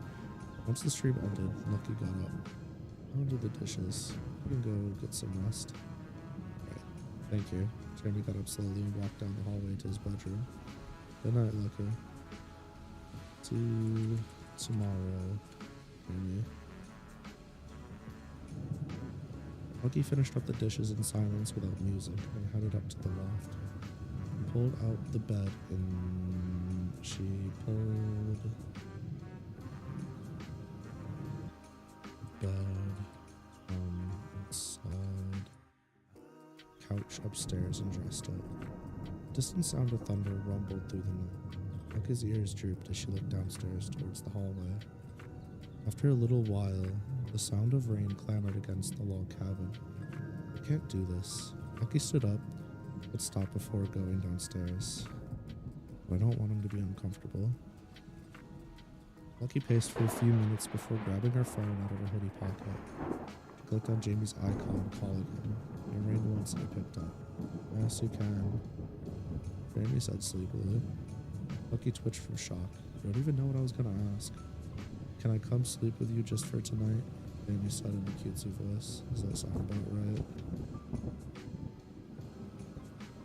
Right on the money. Right on the CDs. Lucky side. So credits at this point.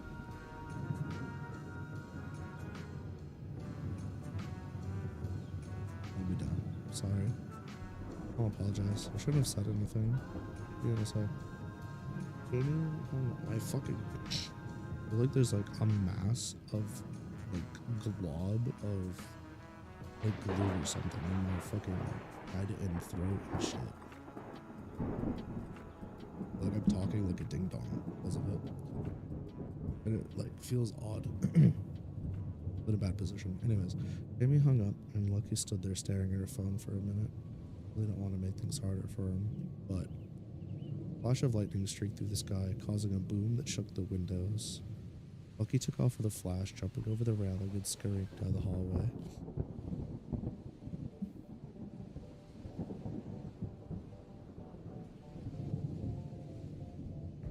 She raced into his room and jumped under the covers. A second crash spooked her, causing her to press up against him. He groaned but rolled over and put his arm around her.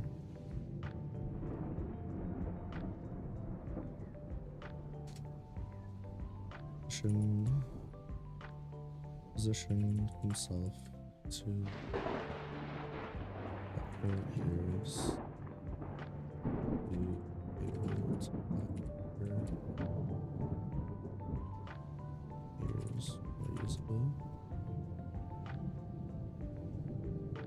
Go to sleep, it's just a storm, Jamie said softly. After a few moments of silence, Lucky snuggled up closer to Jamie, placing her head on his chest. Hey, Jamie. Yeah, his voice was dry. Can I go with you to the celebration? She asked quietly. It might be dangerous. Lucky placed her hand on his stomach. Yeah, but I want to go see it with you. Jamie went back to rubbing Lucky's head. Sure thing. Thank you, Jamie. Lucky's voice trailed off as the rain grew even louder. A few moments later, Lucky was out cold, snoring lightly in rhythm with Jamie's breathing.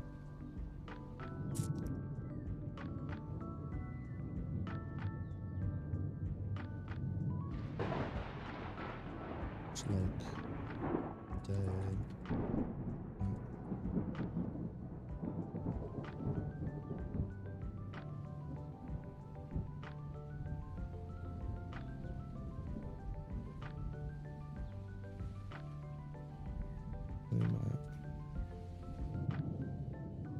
Storm, bed.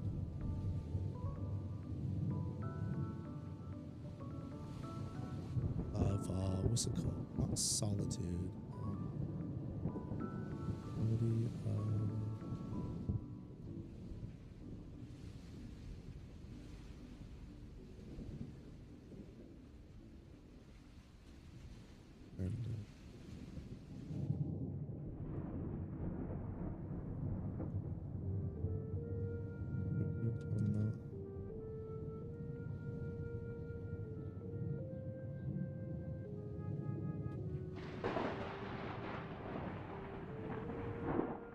my brain is like swimming. I can't. Much like on the day they met, Storm played a melody.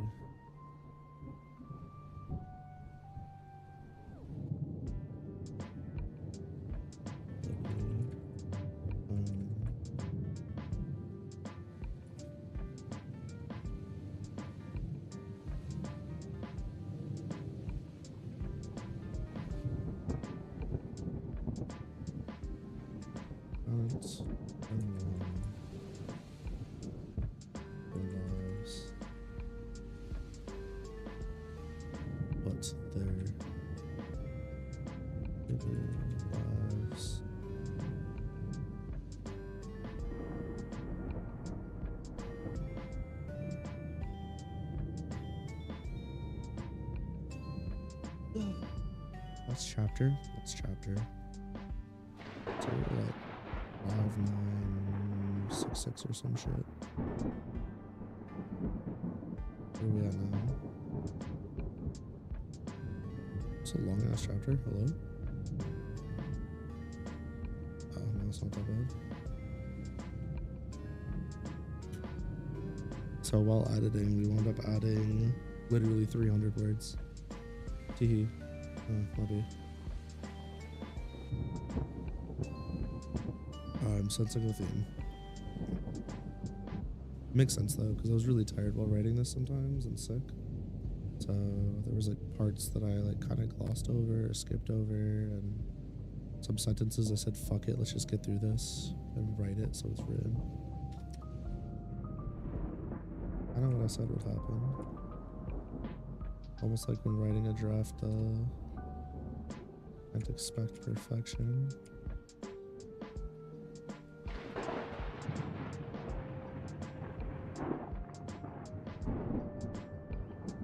Let's go to, we're already at chapter 5.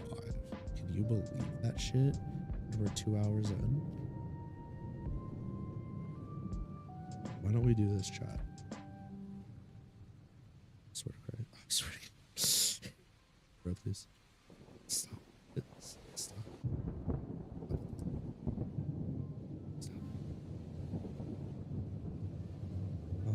Why don't we do this? Why don't y'all take a 5-minute break? I'm gonna take a 5-minute break. We go fill my water bottle. Check out my wife.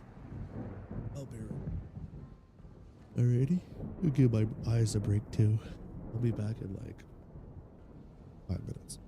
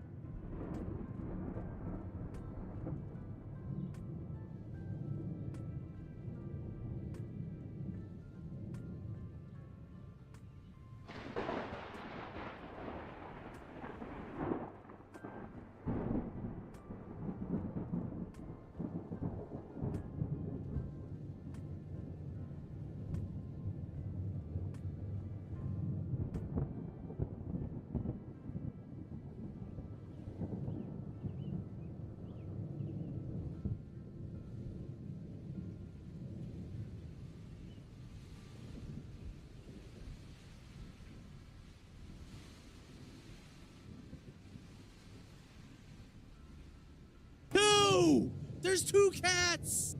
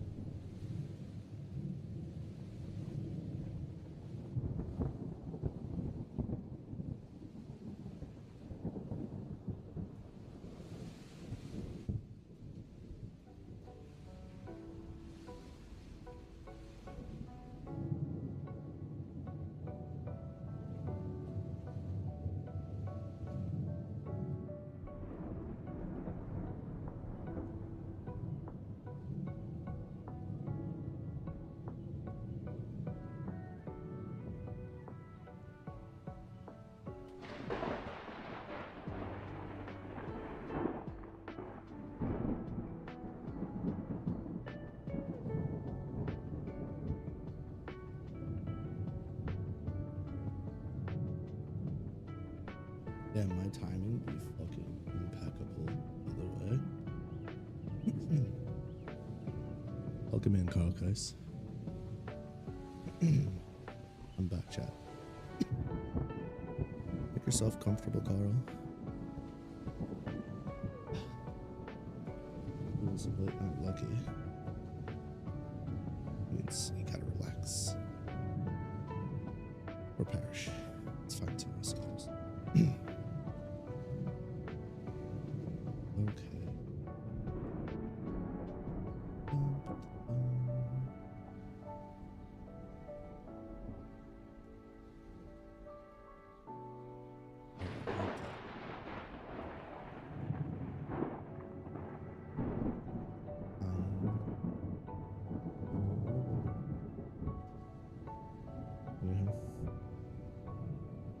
You say we get back up on this horse. Chapter 5, editing time. Yeah? Cruising.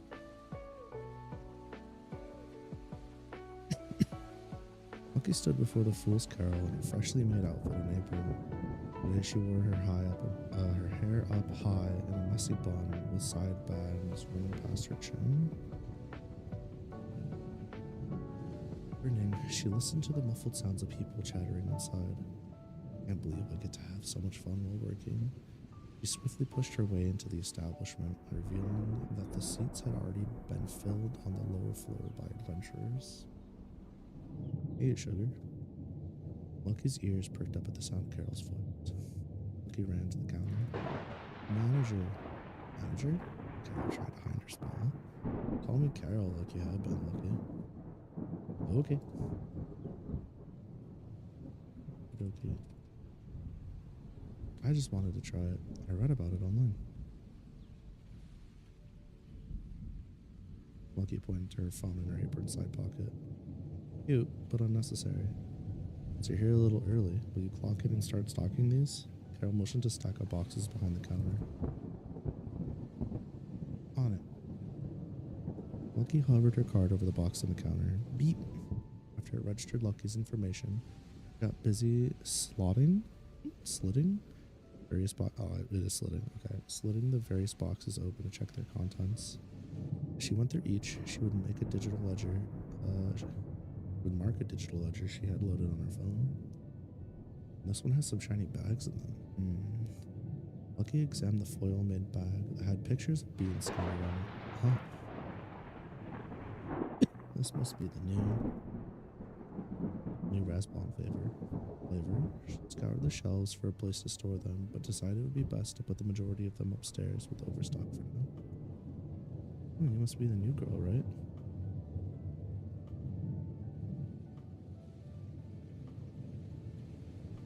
New girl. I've heard so much about.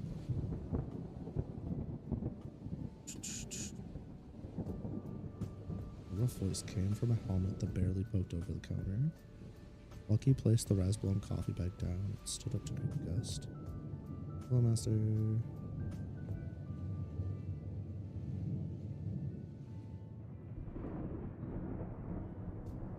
Like we do the cat speak for this.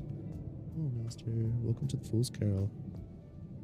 The Fool's Carol. How may I serve you today? Oh, hi. Aren't you a sweet cookie?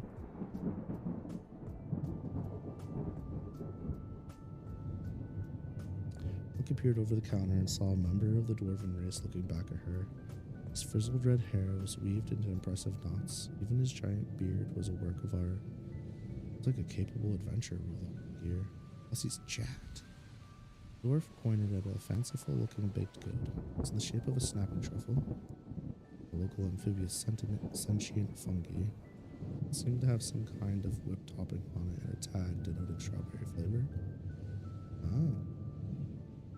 Good choice, master. Master.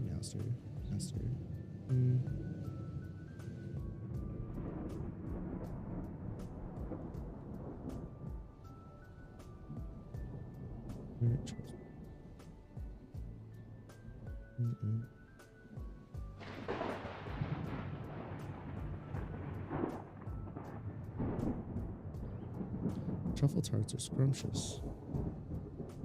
Would you like it to go, or shall I get someone to accompany you upstairs? Lucky grabbed a pair of tongs to fish one of the sweets out of the baker's glass. To go is fine. The adventurer raised their card onto the counter. Would you mind? Not at all, master. Lucky looked down at the dwarf's card. Oh. Oh, wow. A wyvern. She ran it over the box she used earlier to clock in. Eat. You're also at Master Ogden. May Calamity guide you back to us. That's what it was. Lucky bowed slightly as Ogden thanked her before taking his leave.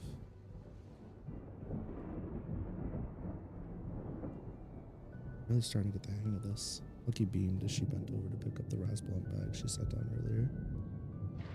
Replacing it into a box, she gathered a few more boxes of worms to bring them upstairs. A couple at a table looked on in awe as she perfectly balanced the towering stack of coffee.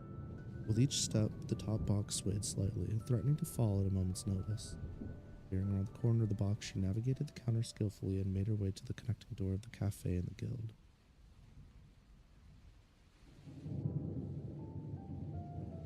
A familiar voice called out to her.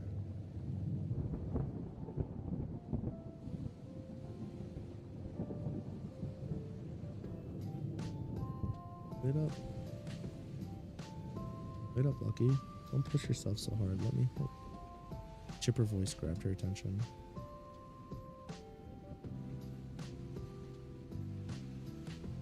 Good morning, Cleo. Lucky's tail wagged happily. Lucky felt the load lighten, and she looked over to her savior. The woman wore a specially made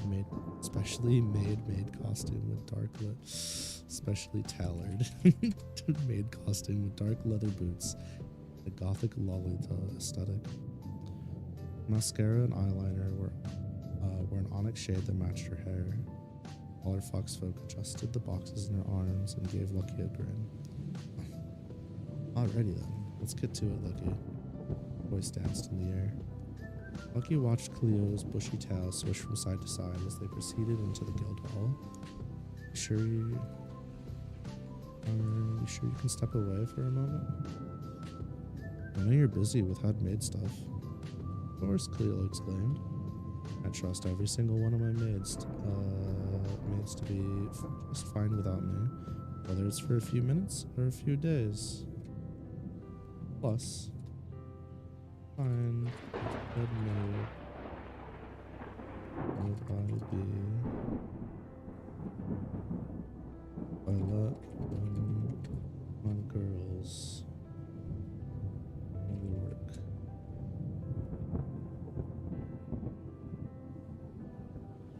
Lucky's eyes sparkled. She's so awesome. Can't believe I was scared of her yesterday.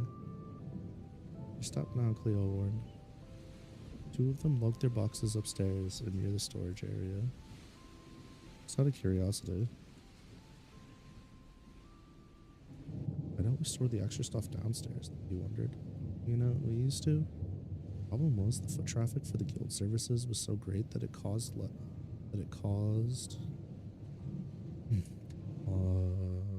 lesser experience for adventurers and customers. So instead, we moved the storage upstairs, away from the balcony dining. This way, only us maids and employees would be inconvenienced by the layout of our establishment, Bill explained. Oh. Wow. You guys really thought of it all. Cleo chuckled as she gave Lucky a hand with her boxes. You are also part of you guys now. How are you liking?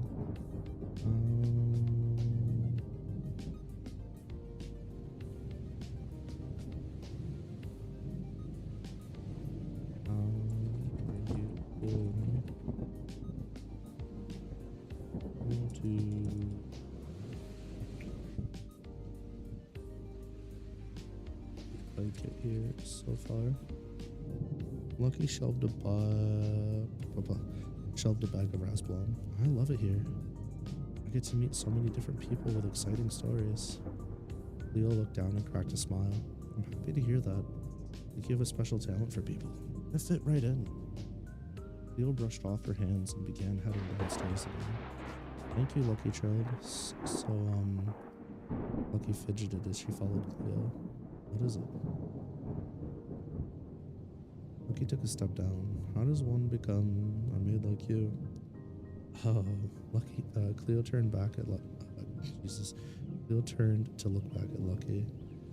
Doesn't it look like so much fun? Lucky nodded meekly. The two reached the first floor and began walking back to the cafe. I had a feeling you'd think so. Cleo's happy tone caused Lucky to smile.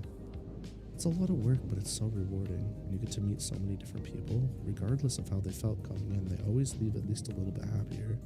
Plus, you get to look super cute while doing it. Isn't that just the best? Cleo's excitement enthralled Lucky.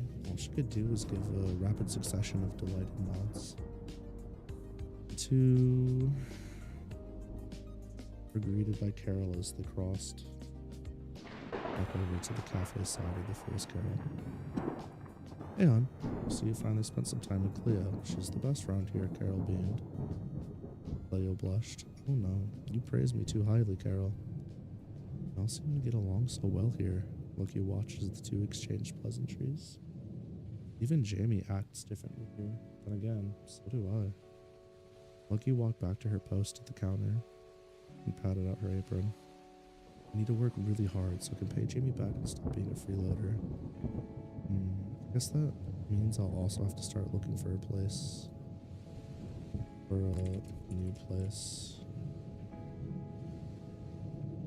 Too.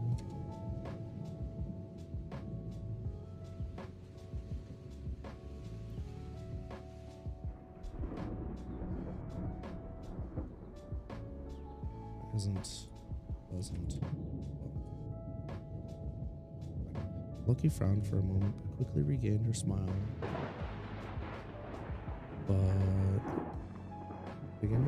As a customer approached. She found herself in a non-stop loop of taking payments for various goods and directing new adventurers from out of town to the back for the next several hours. Just as she was about to take a break, a familiar face with freckles and green hair popped up in front of her. Stella? Lucky gasped. Hey, Lucky. Never texted me back this morning, Stella pouted. Lucky panicked as she looked at the line behind Stella. I got the sugar. Carol pulled up beside Lucky. Go on now, take your break. Thank you, Carol. Lucky nodded quickly and scanned her phone over the checkout before turning her attention back to Stella. Want to grab a bite to eat? Stella smiled. Oh, would I ever? Lucky walked around the counter to join up with Stella. Stella reached out for a hug. Can I? Yeah. Stella embraced Lucky for a moment, but quickly let her go. Okay. I'll take that as your apology for ignoring me. I really wasn't ignoring you. It just gets really busy around here and the trip here is involved. Lucky explained. Just busting your balls. Stella waved in the air.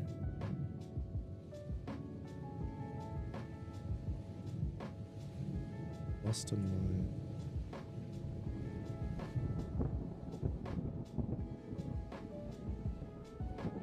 Where have I heard that phrase before?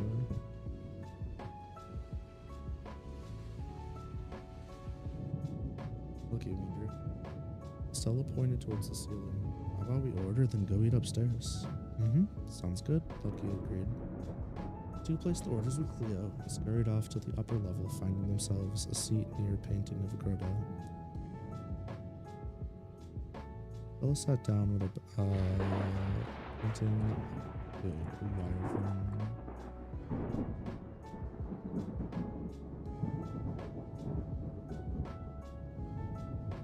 Scurried off to the upper level. They took a seat near a painting of a wyvern.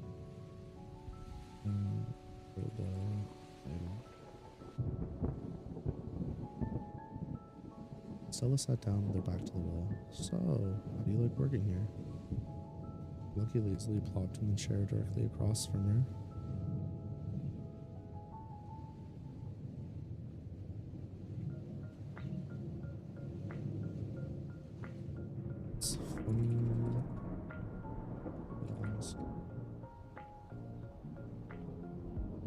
second person.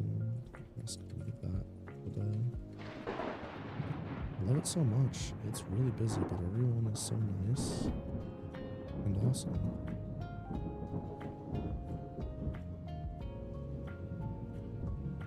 But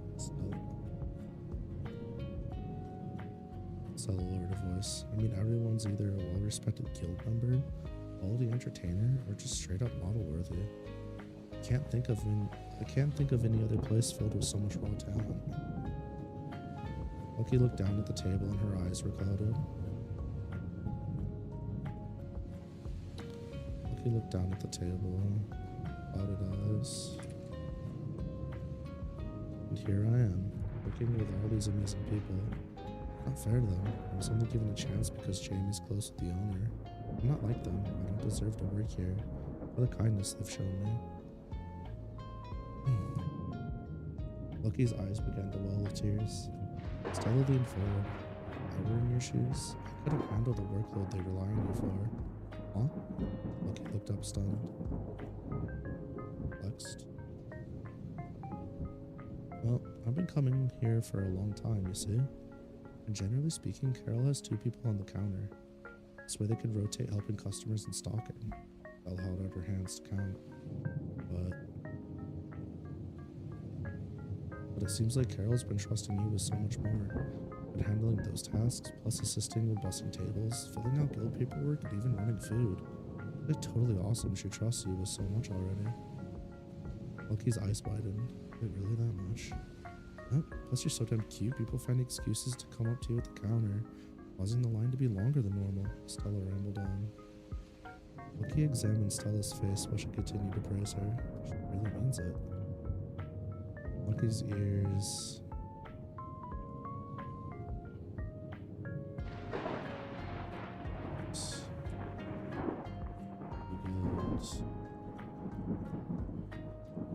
Warmth, and she quickly shifted her gaze back to the table. Oh yeah, that's a nice table. Let's put the table in. I wonder what kind of wood they used to make this. Lucky tried whistling, but all she could muster was some pathetic buttering. Stella leaned back. Sorry, I wasn't trying to embarrass you. I just thought you needed a little praise for working so hard. Thank you, Stella. Lucky stared at Stella for a moment. So, what do you do for work? Stella looked to her right, casting her gaze out of the massive windows. Can I tell you a secret? Stella asked. Yeah, I won't tell a soul, Lucky held her breath. I work 2 jobs. The first one, my day job is, how do I say this? Basically management of sorts. It's exhausting. I hate it so much, but I really love the people I work with. For the first time, Lucky saw a genuine smile from Stella that warmed her heart. She made sure to engrave that image into her mind. Whoa, that sounds rough. What about the other one? Lucky's tail dipped up and down. It was more of a hobby, but I do some live streaming here and there. Stella blushed a little. Oh, way. What's your channel name? I want to check it out. Check it out. Oh.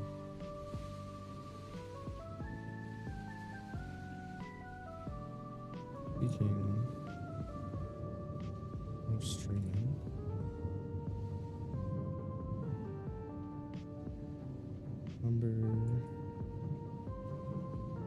add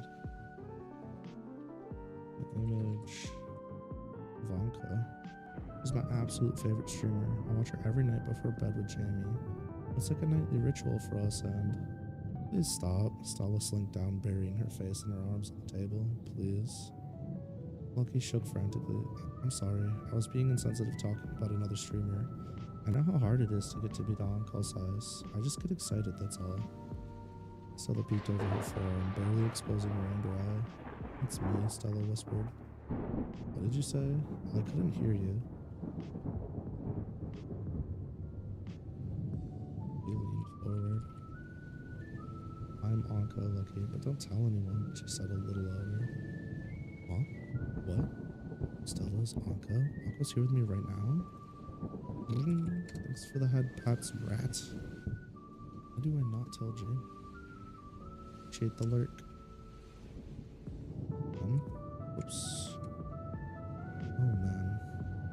totally gonna freak out.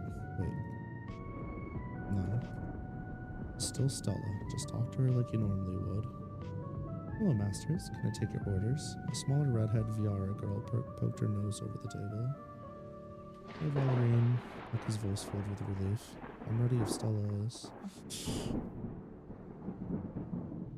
Except they placed their order with,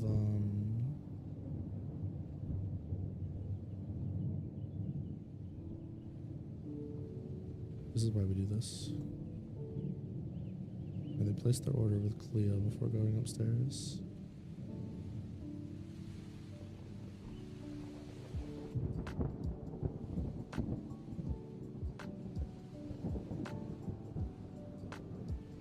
Hey Valerian, Lucky's voice filled with relief. Hello, masters. Are you ready? Ready for your food? Smaller, ready for your meal? Smaller redhead VR girl poked her nose over the table. Hey, Valerian. Look at this one. I'm ready if Stella is. Stella nodded and and I'd order of chim chim chips with a raspberry coffee. Lucky drooled as love cakes with a side of peanut butter and a glass of water was placed in front of her. Lucky drooled as her love cakes with a side of peanut butter placed in front of her. Valerian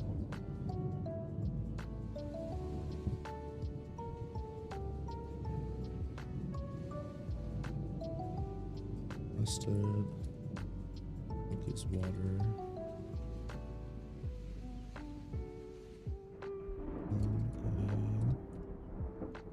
A coaster or relief.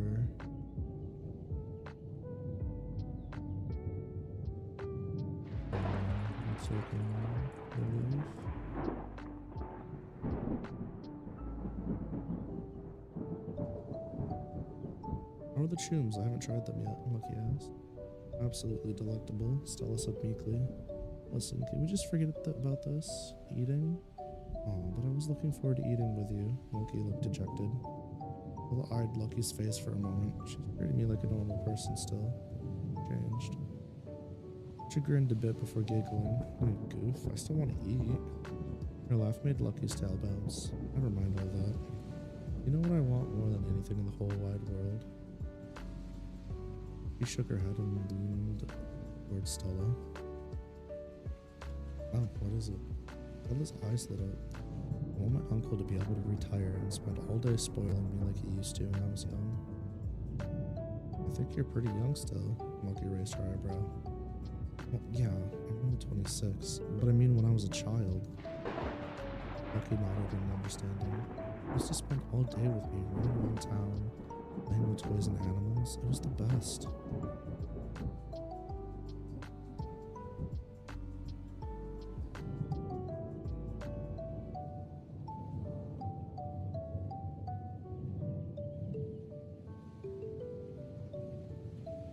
Very busied about second floor.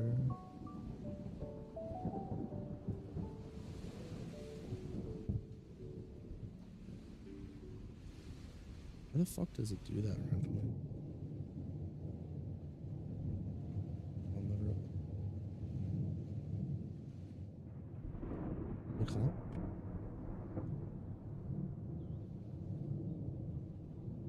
Hitting tab, but it's like getting rid of it from the wrong spot. It's very strange. Is it about in the background? Girls. There. First lights.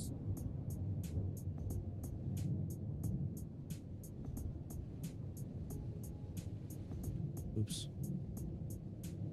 So what changed? Lucky wondered aloud, stuffing a fork full of love cake into her mouth. Another fork full of love cake into her mouth. I studied the disc-shaped chocolate-covered biscuits in front of Stella. When my father passed away, my uncle had to take over the family business. Stella slumped in her chair. Freaking sucks. I always hated it, and now it took my uncle away from me. Stella clenched her fist. That's why I want to become a super popular streamer. If I make enough money, my uncle will never have to work a day in his life again. Oh. He clapped softly. Sounds really intense. Anyone could do it. I know you can. Ella grabbed a Chim Chim chip from a plate and placed on the edge of Lucky's. Thanks for believing in me. Enough about me, what about you? What about me? Lucky pointed at herself. A few crumbs were on her cheek. Well, is there anything you want to do? Any goals or dreams you'd like to reach out and grab? Stella smiled sweetly at Lucky. Well, Lucky's face darkened as she pondered the question. Stella reached across the table and wiped the crumbs off Lucky's face. It's okay if you don't feel comfortable sharing. I won't hold it against you. Not that. It just feels silly in comparison, Lucky admitted. Don't you ever feel like your dreams are silly or lesser than someone else's? Stella spun her drink with a spoon and looked out of the windows. Without dreams, we have nothing. Your dreams, my uncle's dreams, Jackie's dreams. They're all important and should be cared for properly.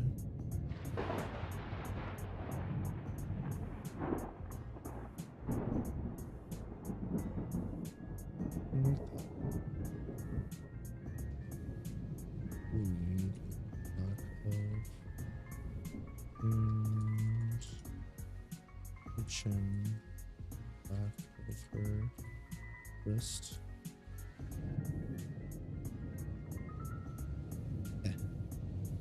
The idiot. I want to pay Jamie back for all the kindness he showed me, and Lucky twirled her thumbs. I really want to get my magic back.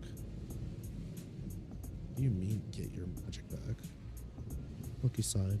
Well, it's kind of a long story, but basically I only have a fraction of my power right now.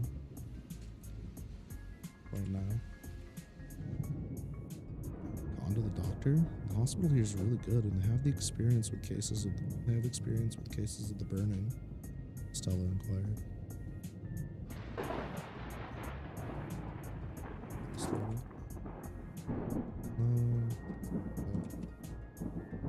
His gaze shifted. Jamie had thought that might be the case, but it wasn't. That's strange. Stella forced a smile. Well, if you ever want to talk more about it, I'll be here. Thank you, Stella. The two quickly changed the topic and engaged in energetic conversations about Father Frank's, Baldy's prideful wyvern, Lila. Time escaped the pair, and before they knew it, Lucky's alarm went off, signaling her return to work. Wow, that sure went by fast, Stella said happily.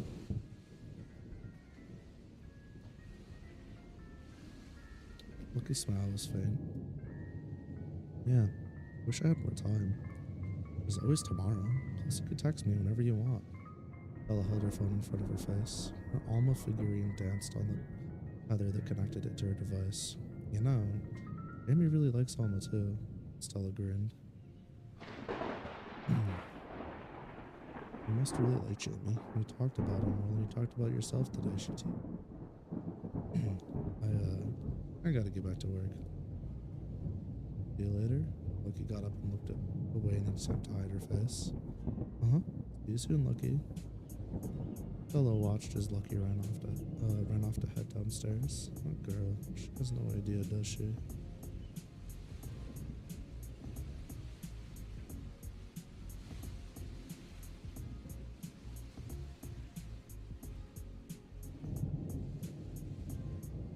We return to the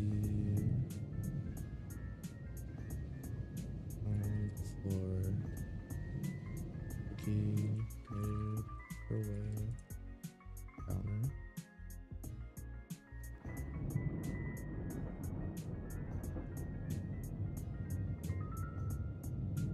Wine scene died found absent.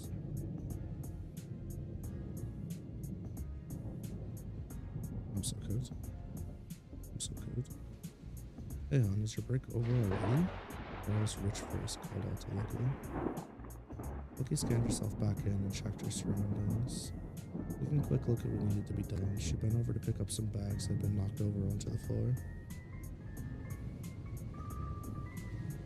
Yep. I wanted to get back a little early, but I ran a bit over this time. Sorry. Well, I appreciate the extra effort you put in. I also think it's important to pace yourself. I don't expect you to work yourself until the wyvern's bed, you know? Carol leaned on the counter. I understand. Keep that in mind. Lucky busied about absent-mindedly. Carol cocked her head slightly. Something bothering you, sweetie?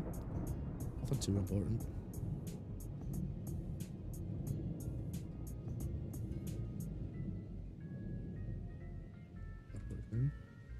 Want to talk about it, Carol asked. No, thank you though. Lucky paused and Carol raised her eyebrow. Actually, do we have time to talk about it? Carol smiled warmly and held in a giggle. Honey, who do you think I am? Pretty much owning this place. Let's go for a walk. Really? Walkies? So dumb. Lucky's tail bobbed and weaved. Yes, really. Hey, Cleo. Can you take over for a bit? Carol called out. Cleo pranced over to the counter, her face sparkled with joy. I'll be super duper on top of it, Carol. Don't you worry about a thing. Thanks, son. Carol looked at Cleo and motioned for Lucky to follow her. On the way out of the establishment, Carol grabbed a paper bag full of Luna Biscuit walkies. That got the dog's attention. Walks. Works every time.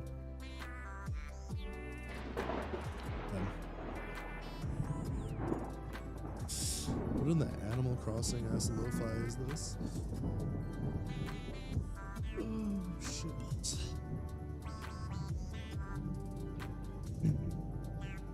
Let's see. Treat, no treat, treat, no treat. Treat, no treat. Let's say the word random. Treat, no treat. That one's weird. What was the word they knew at the end? It was like movie or snap. It was like movie or some stupid shit. It was unrelated. They couldn't spell anything, but they knew what that was. Oh, what a good time.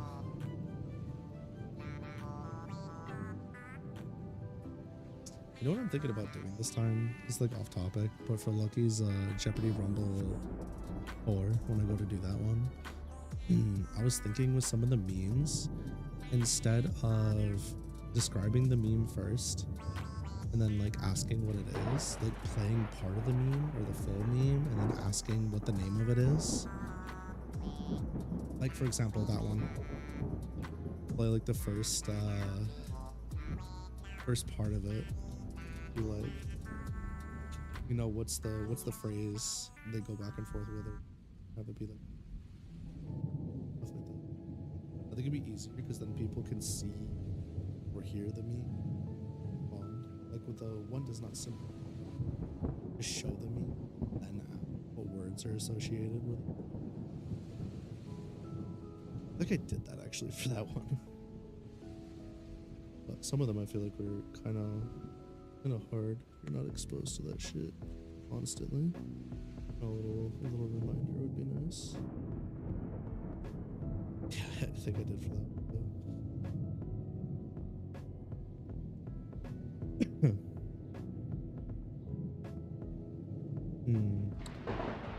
I think the editor just something. Yeah, they did. Nice. Cool. Well, my first Pokemon stream's edited now. That's nice. Check that after stream. And alright, on the way out of the establishment, Carol grabbed a paper bag full of Luna biscuits. Gave off a sweet aroma of hazelnut and chocolate. Hazelnut and yes? No. Hazelnut and cream? Hazelnut and what the fuck was I doing for Luna biscuit? Hazelnut something.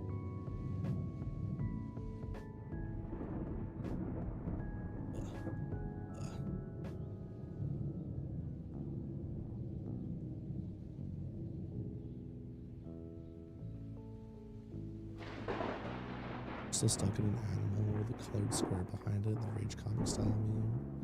I used to hope to see a clean all the things meme on the reg. Oh my god. You're like a generation and a half away from Facebook ant memes. That's crazy. I don't mean like a generation human years wise. I mean like meme years wise. Your memeology is cooked. You know, maybe it's just actually, maybe it's like a cultural diff, like Canada versus US. Because like here in the US, we kind of stupid. I'm not saying that Canadians don't doom scroll or like get into that kind of thing, but I feel like the people, the citizens of the US are kind of fucking brain dead in a volatile way, and the memes kind of they rotate faster. I could be lying, I don't know. Because even like I've noticed, even like my UK friends, they're not quite up to speed either. But then like there's people from like the Philippines. Maybe it's just the people I talk to. Maybe it's not like a culture thing. It's hard knowing because my circle of influence is so small in terms of like who I talk to and interact with. And there's just so many fucking people. There's a ton of people in the US that just don't know too, right? But the way I look at it is if you're in a Twitch stream chat, you're a VTuber or streamer, you're pretty much stuck in the online sphere of interaction. You see a lot of things online constantly. It just kind of comes with the territory. And if you're somebody who watches streams, then chances are you also spend a lot of time online doing other online activities. Not always true, but there's a really solid chance for that. Definitely an interesting thought experiment that like you can't get any hard evidence on without actually doing proper statistics and investigation, which I don't know if you know this, but I ain't doing all that shit. Nope. It reminds me, I gotta make my Digimon World 4 investigation.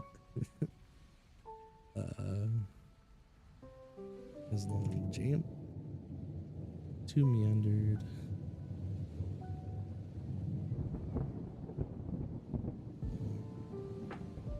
Jam. Too meandered down the street. Sounds of merchants yelling and children playing filled their ears. Carol led themselves towards a quaint entertainment block with a small stage and rows of seating centered in its massive opening.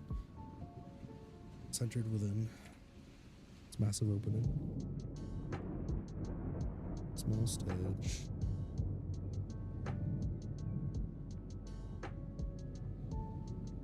Carol pointed over to an old-looking well with a nearby table. I'll eat these over there. Carol lifted the bakery bag. Lucky nodded eagerly and followed close behind. How are you liking working at the Fool's Carol?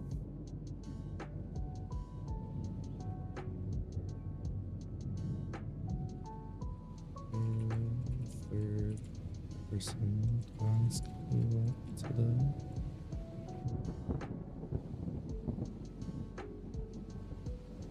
Well,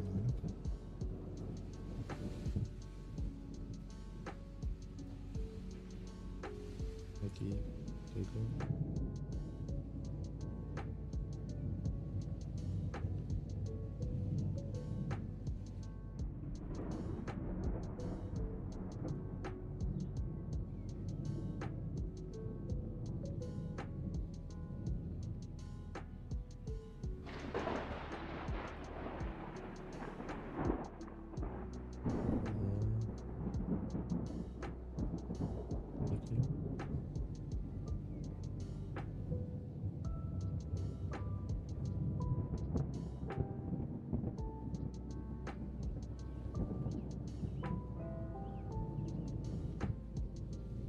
Absolutely love it, by the way.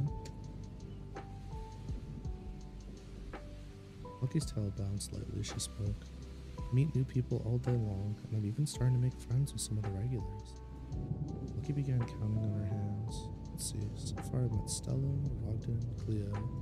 I suppose she's technically a co-worker. You think you have 3 devices on and my stream open right now? Your PC's on for reasons. What do you mean for reason?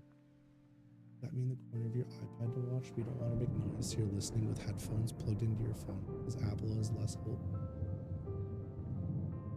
Okay, first of all, why do you have me open on your PC if you're not at your PC? I guess the iPad phone combo I could get is like you don't want to make noise, right? Just Jesus Christ.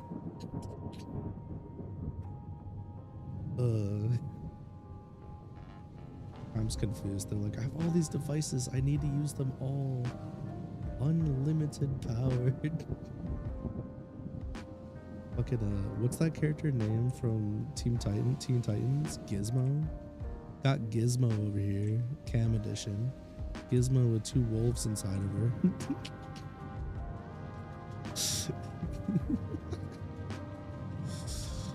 Homegirl said, "Shit, I got 3 pounds, all for the stream and none for the hose." Why am I so fucking funny?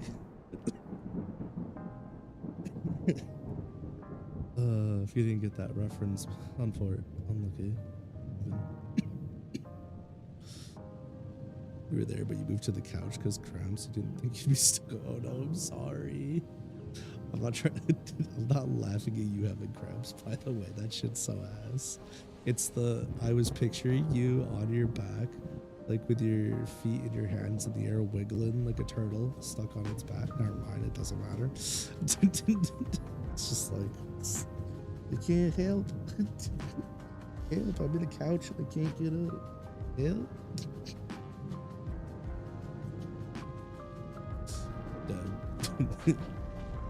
Really on for it. Oh man. I had a dream once that I developed Tarako, come on. I had a dream I developed the power from, what was it? Green Mile? 8 Mile? What's the one?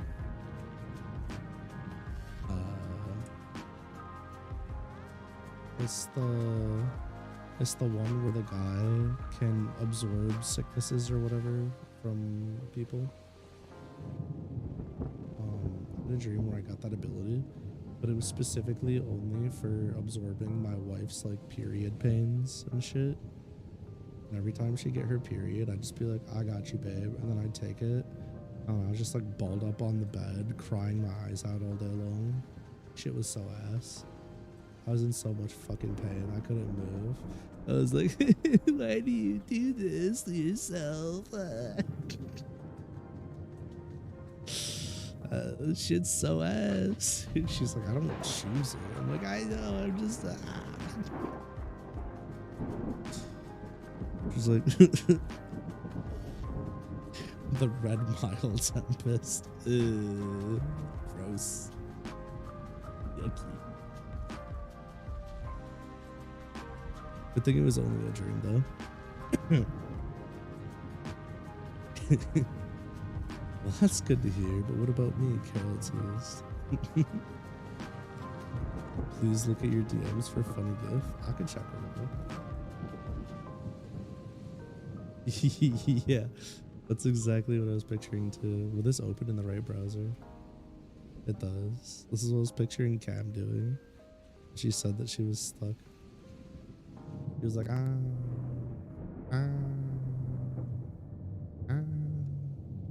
oh shit, you sent the thingamabibber. Bibber.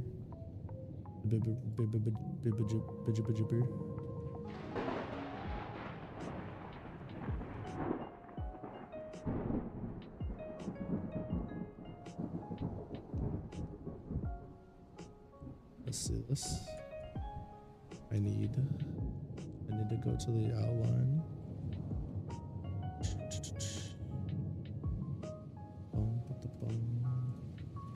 Take a break from this real quick and do that. Especially since you're here, it makes more sense. It makes more sense. My voice keeps giving out. While typing it out, cut that iPad at 20 words per minute. Oh, you're good. Take your time. She said 20 words per minute. Holy fuck. You chose a wolf? You chose a doggy? You should switch to fucking... you should switch to an earthworm with them speeds. That's crazy.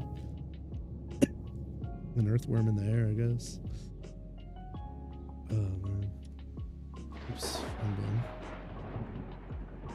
I think he panicked as they reached the table. I didn't mean anything by it. I'm more like a boss or a person I respect. I'd like to be friends one day, though. Carol sat down and smiled warmly. Relax, I'm just teasing you. Carol watched as Lucky loosened up. That makes me happy to hear. I'm glad you're having such a good time with us. Carol leaned forward and rested her jaw on her right fist. Me too.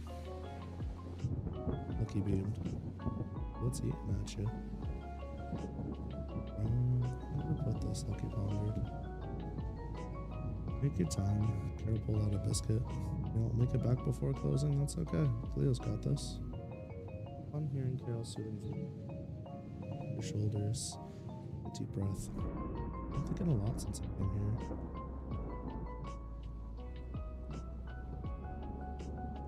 Can't believe it. I could have closed the stream on one device now to get even. No, it's okay. I'll just pop up on your Samsung fridge or something. Don't worry about it. You know, gotta infest your whole house at this point. Like a fucking roach, you can't get rid of me. I'm like Todd Howard's Skyrim. I'm gonna be playable on every device by the time you're done. Bro. Bro really said Skyrim Lucky Edition. And now you can play me. You can play Skyrim on Lucky's stream. They can play Lucky's stream in Skyrim. Holy shit. You get an NPC that follows you around and says bangers such as fuck ass and shitballs and and gaslights you randomly for no fucking reason and spreads misinformation for funsies. Swears their say-so up and down and nobody believes them. Crazy. Also, I know I make the say-so joke often, but I fucking hate those labels so much. Bug the shit out of me. Anyways. Can it run Doom Lucky Tempest stream? I'm sure we could get a chat plays Doom up in this bitch once I finish programming. That'd be really funny. Carol's eyes lit up, and like Eve could also play. You know what my end goal is? My end goal is to be able to, with programming, is to be able to make Eve do a lot. Like a lot. Like I want her to have memory shared between Discord and Twitch and YouTube. Like the memory shared via all platforms. And then on top of that, I want her to be able to talk in Discord calls. And I'm like hella greedy with what I want, so that's why I'm trying to learn stuff. I want her to do all that, and I want her to be able to play certain games. I want to build her logic for the Digimon TCG. And I also want to build her to be able to play fighting games online. Not to play against like players online, but specifically to play in custom lobbies. I would never, full disclosure, I would never use her gaming against randoms. That would be wrong. That would be a misuse. But I would be like, yo, so-and-so, want to do a collab with me and Eve? Cool, you're gonna be playing against them and blah.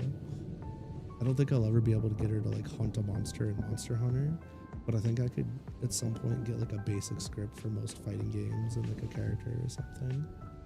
Or have her play through like Digimon World 2 or Pokemon or something. Like those things I think I could script her for.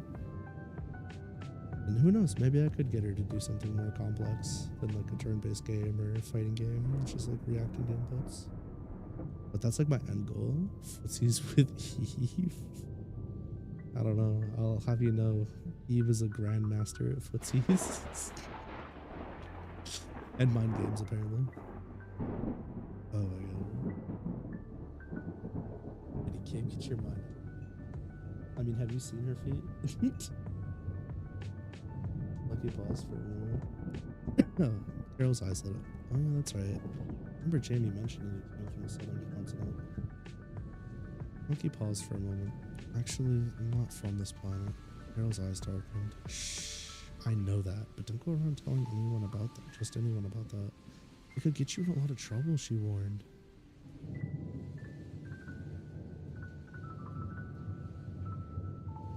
Or just anyone. Carol's eyes softened at Lucky's earnest response.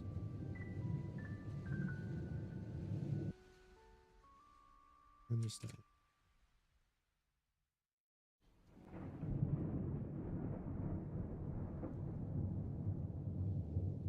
Please, right here.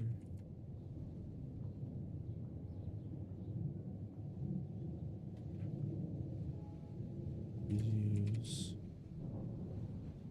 Sorry.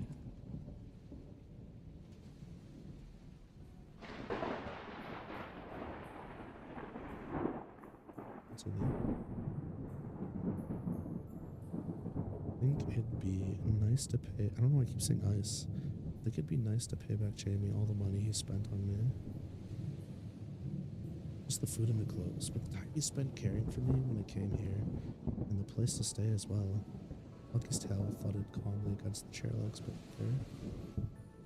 Oh, Lucky, Carol said. This probably goes without saying, but Jamie isn't expecting you to pay him back, regardless of the jokes he might make. However, I do think that that's a responsible thing to think about.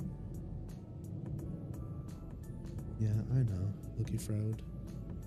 I really need to get full control of my mental again. But I also feel incomplete, empty. Lucky stared a hole into the table. Anna burnt? Carol asked. Monkey shook her head inside. No, Jamie already checked that. Thinks it's a mental block or something. Sounds awfully frustrating, Carol admitted. So bad. Lucky's whispered, her voice trailing off. Carol raised her brow. Wouldn't be so bad if what, hon? Lucky's eyes welled with tears. Wouldn't be so bad if my sister were. Wouldn't be so bad if my sister was here with me. Or here with me? Was here with me. Lucky's tail dropped as she hung her head. I miss her so much more than I thought I would miss anything. I miss her so much more than I thought I could. Okay. Could miss anything. It's such paw shit. His tears began to wet her apron. Bullshit, she whimpered.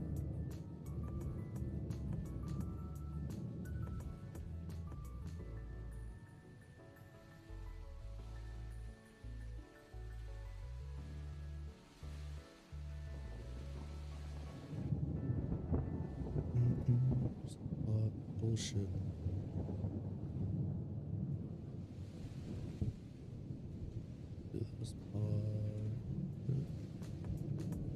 Joe got up and walked around the small table, lifted her arms out.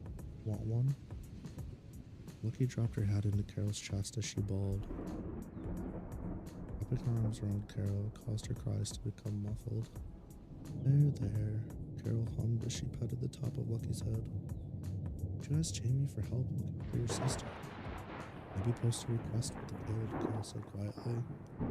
Can't ask Jamie, mumbled in Carol's blouse. Of course you can. I'd be glad to help. I know, Lucky whined. That's the problem. Just drop everything to help me find her. I don't want to burden him. If I get my magic back, I could easily find her myself.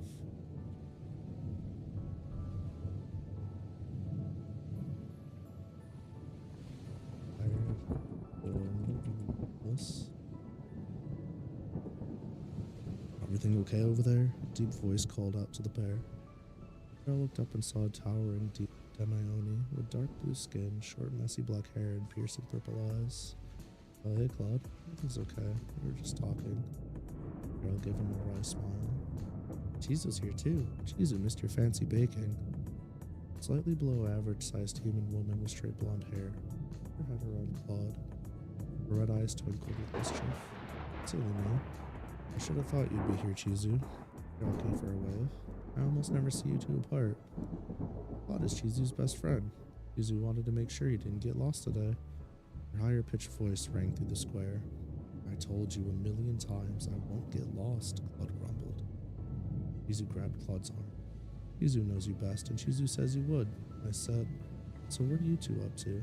Claude was cut off by Carol's questions. Running errands for the shrine? Claude shrugged. You could say that.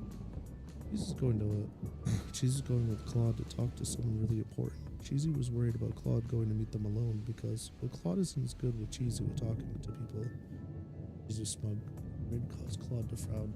Hold on, I need to mute for a sec.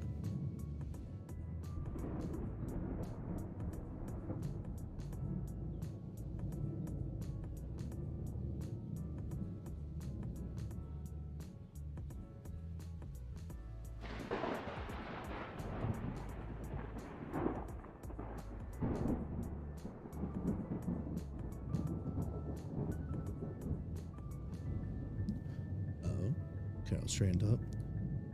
Might I ask who this important person is? Chizu nodded vigorously. Yeah, Chizu remembers when we go to the harbor to meet Claude pinched Chizu's cheek.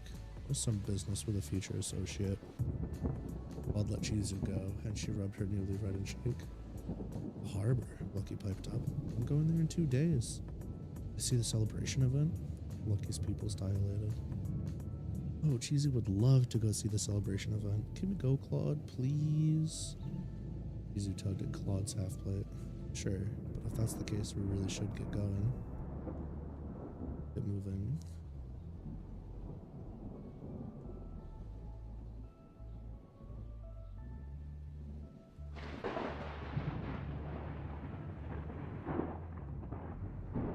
Chizu.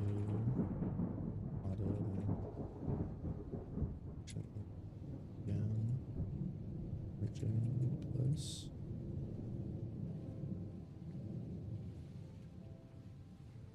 All right. To bid their farewells and bye-bye. To bid their farewells and walked west of the square. Their absence, mostly Chizu's, the square got a lot quieter. You know, Claude doesn't show it, but he really does care for Chizu. Carol nibbled on a Luna biscuit.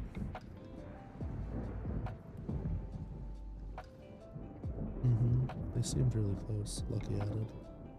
Oh, Carol sighed abruptly. Want my advice? Lucky cocked her head to the side. About what? All that stuff going on inside your head. Amy, magic, and your sister? That. Lucky sighed. Yeah, I suppose. Carol looked off into the distance. And for starters, Jamie's gonna do what he wants when he wants, so I wouldn't worry too much about him. For that. I mean, if he wants to help you, he will. Otherwise, he won't. Never quite pinned down how he prioritizes things, but I know this. Once he's made up his mind to help someone, he doesn't half-ass it, Carol explained.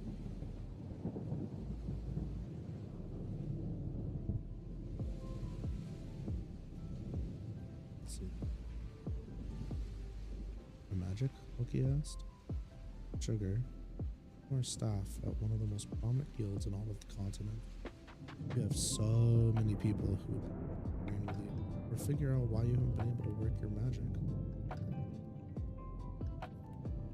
Includes me. May not look it. I'm a pretty good teacher. Huh?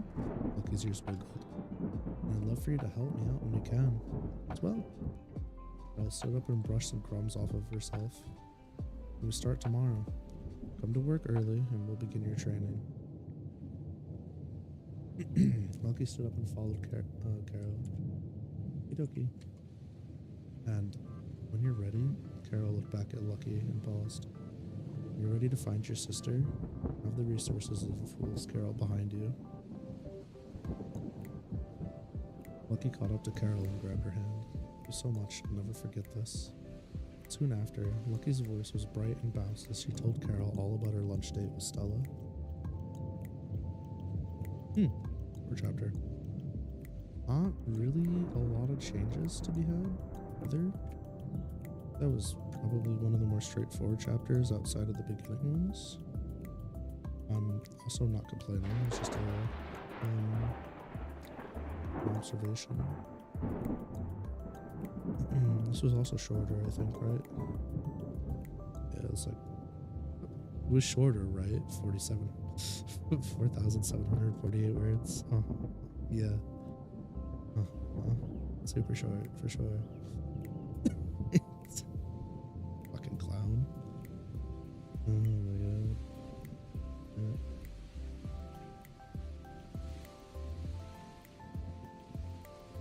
We're like halfway through editing. It's 13 chapters. We're at chapter 6 now. Let that sink in. Let that sink in for a sec. This this doing the editing thing for full stream was pretty pretty impactful.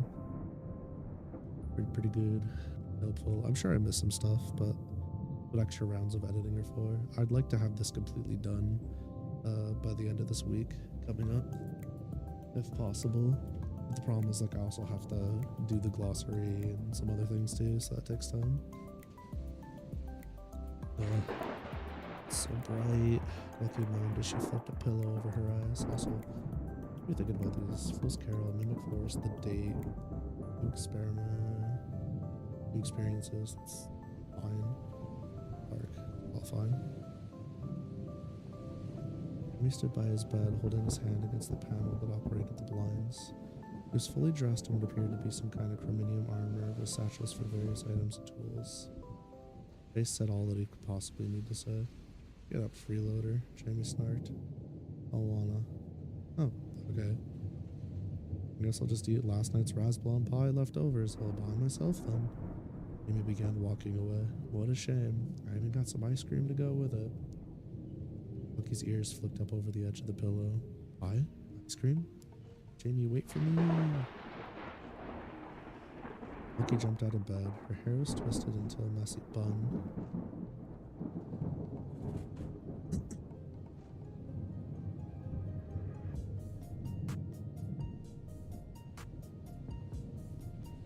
Her eyes.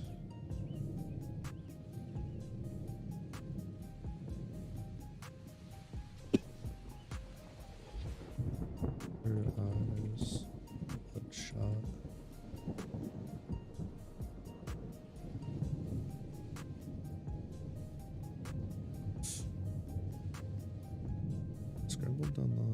Scrambled down the hallway in her Turbo Nightmares 3 onesie. She turned the corner and looked into the kitchen, her eyes filled with horror. You wouldn't, she proclaimed. I am, Jamie giggled. As he stuck a fork into his ice cream top pie. Lucky frantically searched the kitchen table and countertops for the pie and ice cream, but came up short. She opened the freezer and fridge. No goods. Turning back to Jamie, she witnessed him slowly raising his fork to his mouth. He said while giving her the side eye. Wait.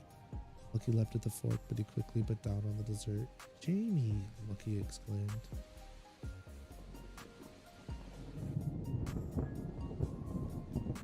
Here, want some?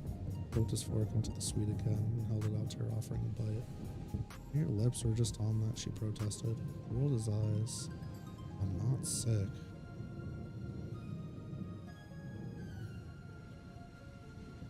Not sick, you dude. Lucky looked away from the fork.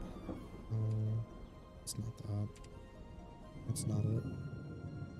Jimmy raised his eyebrow. What? Are you too? I don't have cooties, Lucky. Lucky fidgeted. You cannot be serious right now. Jamie said in disbelief. Alright, well, the rest of the pie and ice cream are in the mini fridge under the counter where the air fryer is. Ah, okay. Lucky walked awkwardly over to the counter. Wait. When did we get a mini fridge? We? I brought it home yesterday before getting you because you kept wanting all this random bullshit. Figured if you had some extra space for your stuff, you'd stop throwing it haphazardly into my fridge, he reasoned. Lucky grabbed the last piece of raspberry pie and the tub of vanilla ice cream from her new mini fridge. After inspecting the pie carefully and deeming it edible, she used her foot to close the fridge. She had the pie carefully. Looks like he saved the bigger piece for me. Juicy macerated raspberries leaked from the side of the pie. Can't stop my mouth from watering. Lucky rubbed her tongue against her fangs. I got the scoop over here. Jamie raised the utensil in the air. Lucky walked over to the small table and sat next to Jamie. Thanky. Jamie looked at Lucky with a perplexed expression. Puzzled expression. Lucky took a fat scoop of ice cream and plopped it down on her pie. Guess Cleo rubbed off on me a little. Lucky blushed, but her tail danced from side to side.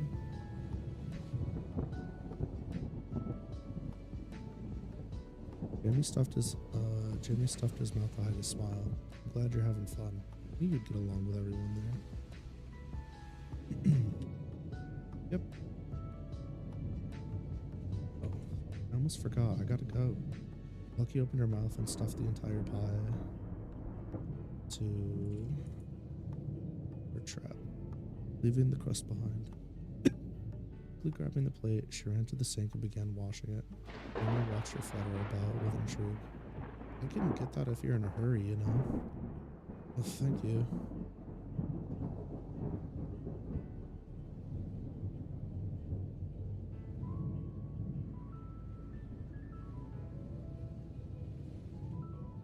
Oh, thank you. Lucky waffled through her pie filled. She's so fucking dumb.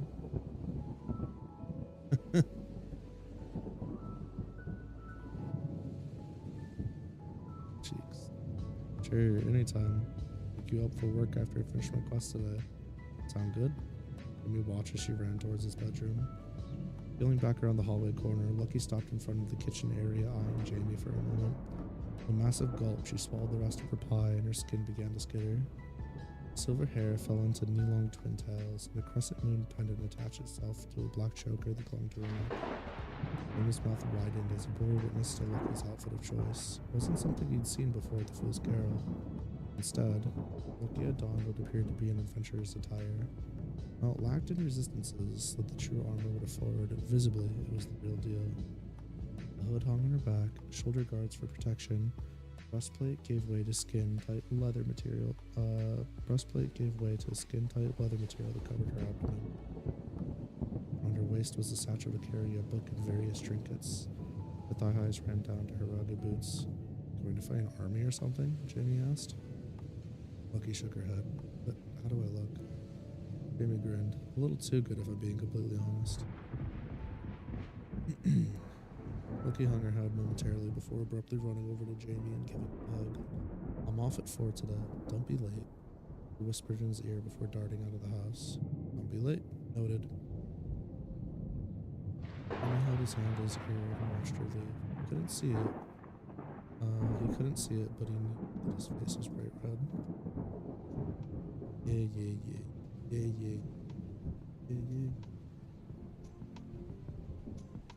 Punk.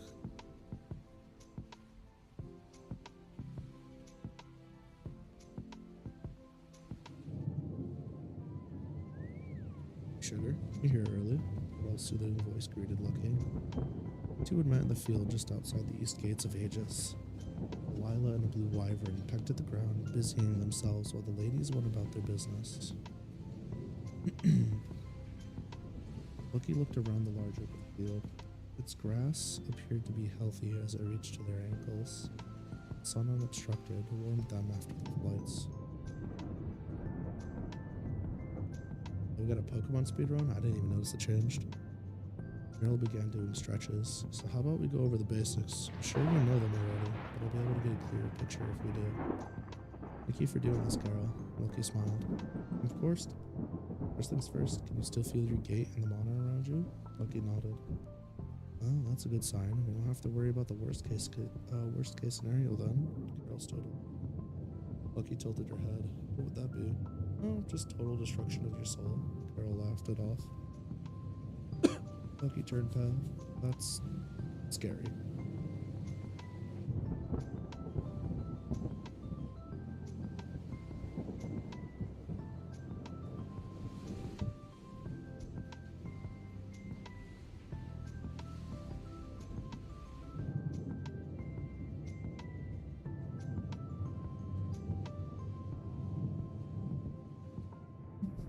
Might be ahead of you. Damn. Surprised my voice hasn't dipped out on me yet. Alright. Enough wasting time. Close your eyes, Carol ordered. Lucky obliged. And closed her eyes. Feel the wind in the air, Carol said softly. The warmth on your skin. Feel how your heart beats against your chest. Breathe. It all in. His breathing slowed to a crawl and she felt her body get a little lighter. Good. Imagine your heart pumping. Feel your blood travel through your body. Picture the course it takes, moving your heart, returning to it. Carol's voice grew softer, yet she never got quieter.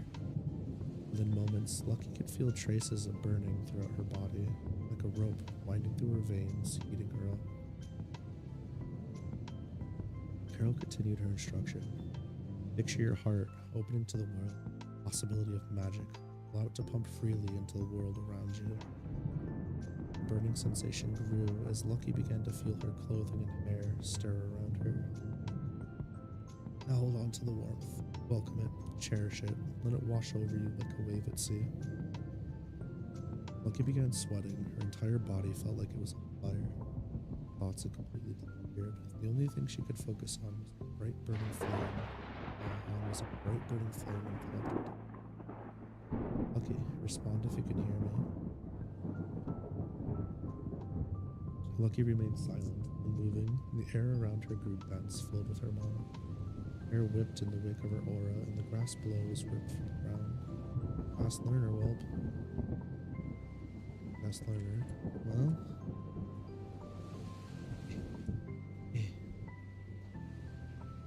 Well, the real training starts now. Sorry to do this to you, hon. Carol sighed and took an offensive stance. Her leg muscles bulged for a moment before she leapt at Lucky with blistering speed. Lucky's eyes rapidly moved under her eyelids, though she were dreaming. And as Carol's hand reached Lucky's aura, Lucky's eyes pried open. Only a moment to dodge, Lucky slipped to the side, narrowly avoiding Carol's grasp. Okay. This entire section is going to wind up needing a read. Do that. Carol looked at her empty hand in surprise. Wow, that was unexpected. I slowed down so I wouldn't hurt you, but I didn't think you'd actually feel and dodge. Lucky could only gasp for air, then wiped the sweat from her brow. Her vision was somewhat blurry. Her knees struggled to hold the weight of her body. It's safe to say you aren't having any issues with your gait, Carol said happily. What? Lucky gasped.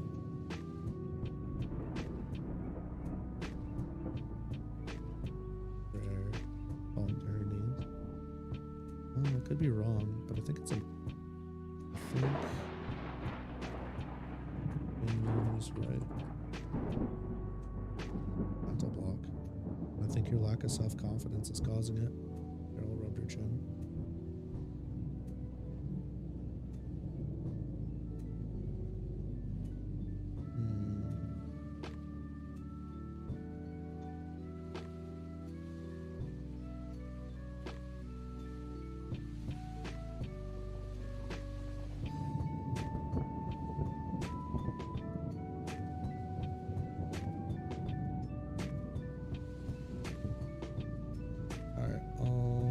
Has to go. His voice made Lucky jump behind you. However, to her surprise, she instead locked eyes with a blonde-haired man. We'll come back to this in a sec.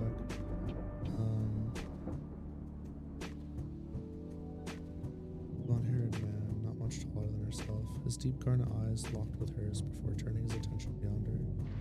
Carol finally reached Lucky, but before she could act, the man closed his eyes and his voice bounced through the air. Fall asleep.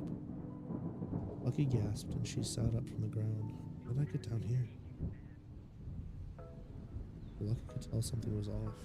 No wind, no creatures. Everything was eerily silent. I don't have much time, said the blonde-haired man, who on an exquisite black and gold uniform. There's Carol. Who are you? Lucky demanded. Alive and in a dream world much like this. She's about to break the illusion though, so let's make this quick. World? Lucky's puzzled face was ignored.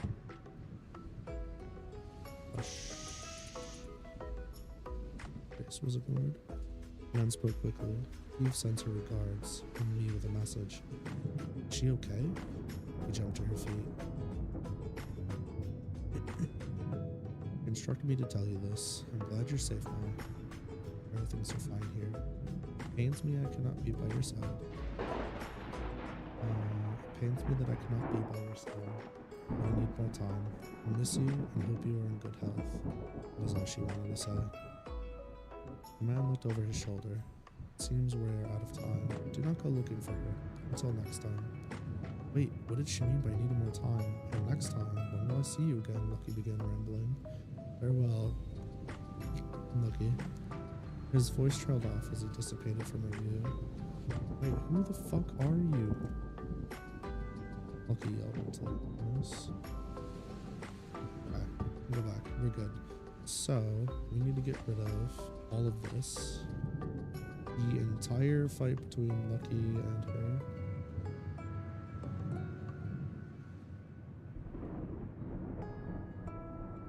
This part has to go.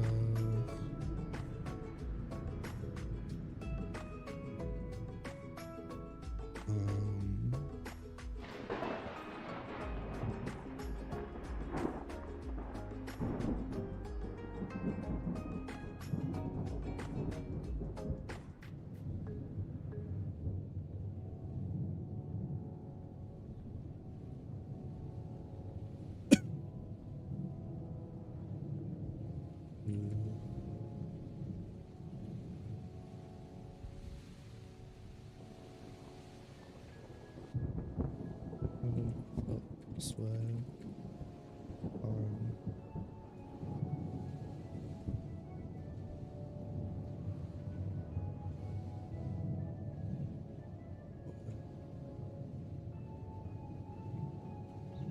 Okay, see.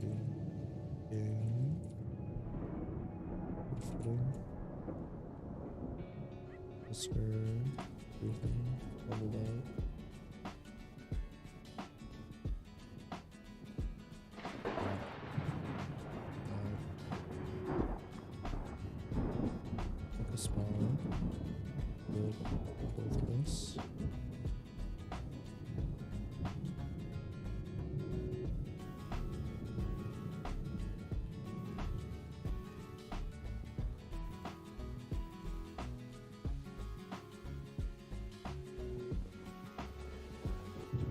Take it the same way.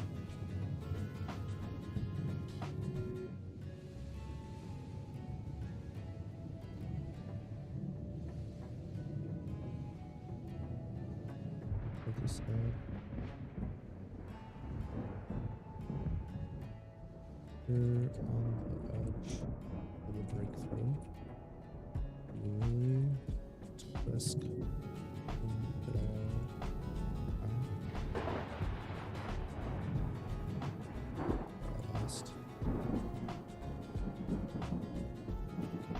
We should have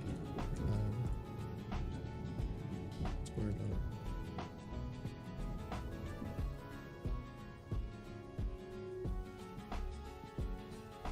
So we can do this.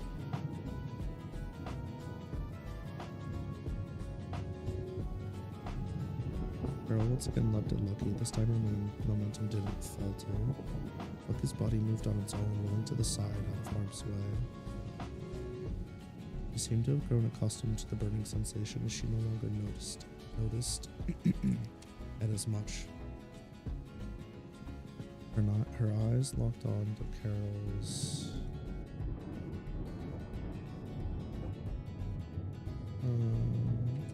and was formed to strike. Was inches away from her right eye. Lucky rolled onto her back, kicking upwards into the air.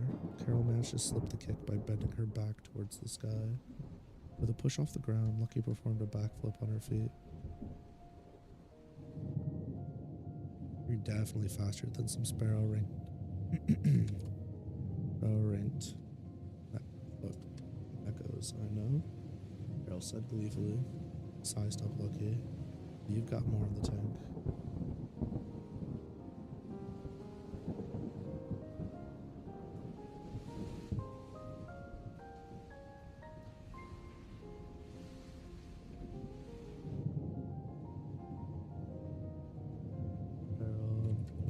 This barrage of wild swipes. Lucky. At some point.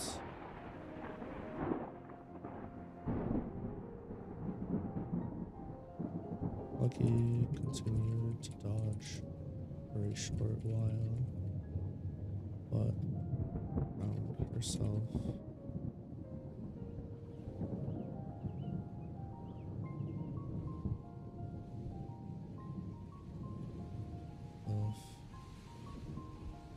dodging strikes for smaller and for error.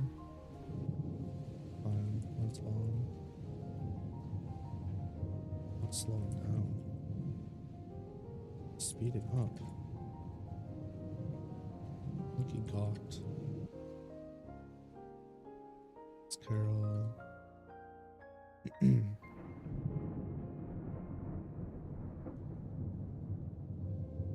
Pissed Lucky down. Sinister Nana. Lord and Carol. This hard.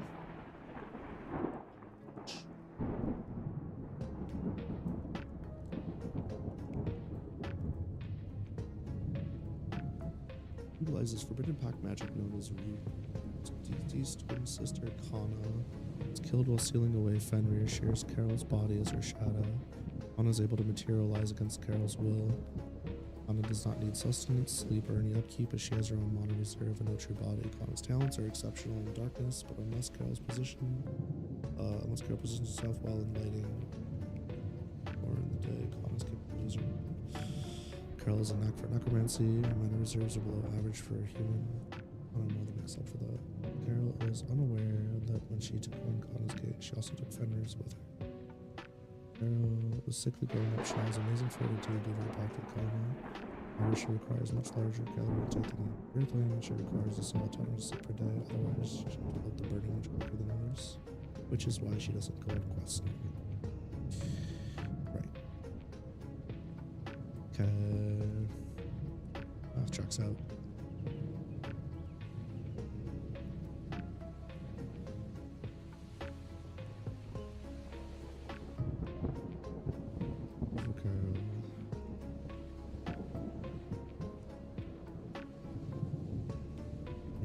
Report from Carol once she closed gap.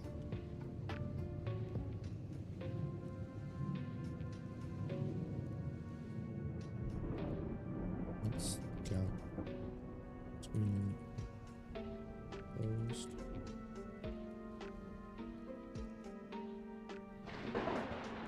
This one report from Carol and the gap between them closed once more.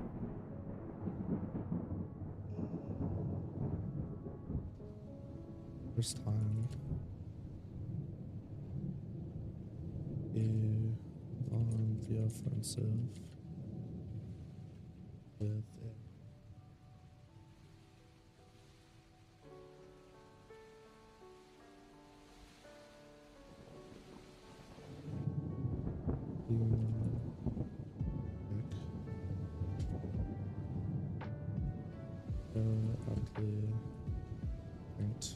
The hit.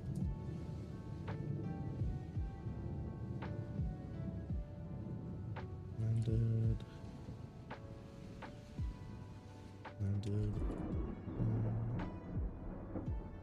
Bomb strike. Polar plexus. Building. Not. River. Ascent. Flying. Round. Getting us the field. Uses plus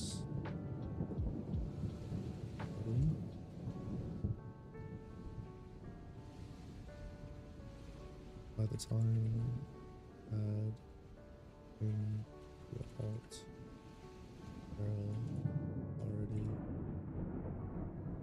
and above her gun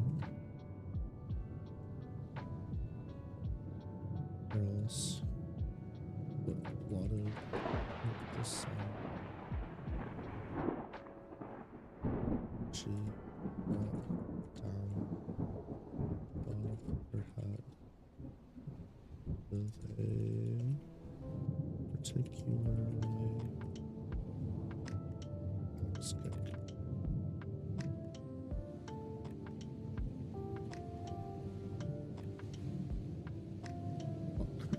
He dodging.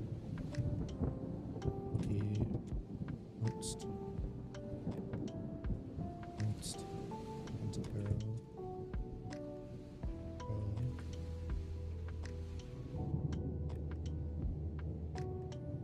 Bounced over arrow.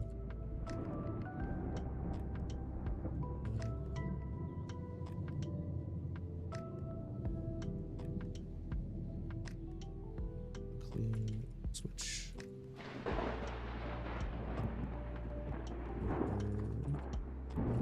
Hold on.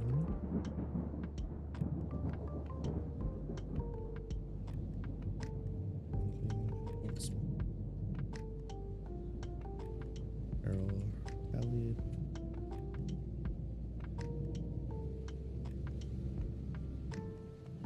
The spit of breakfast. Yes.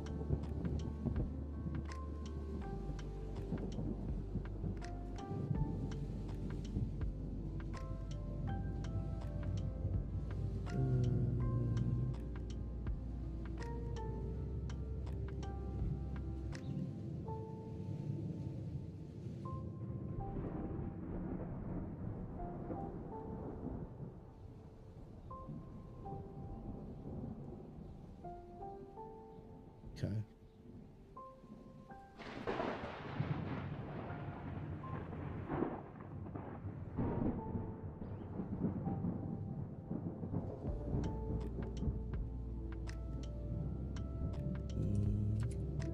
Right side. Nice.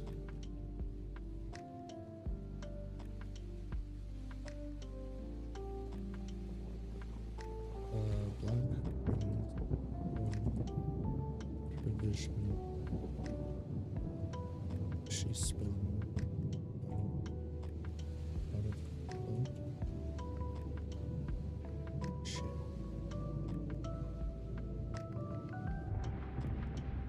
Oh, shadow.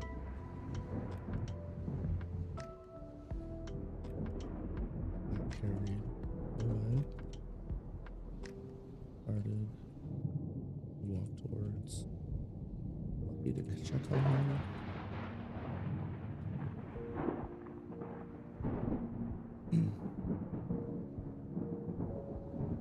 This time landed further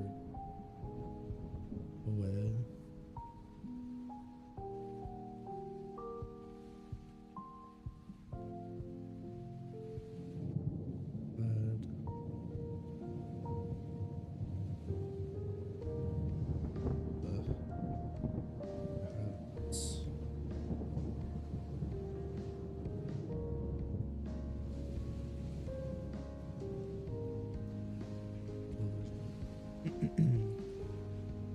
Lucky from fully from away back out.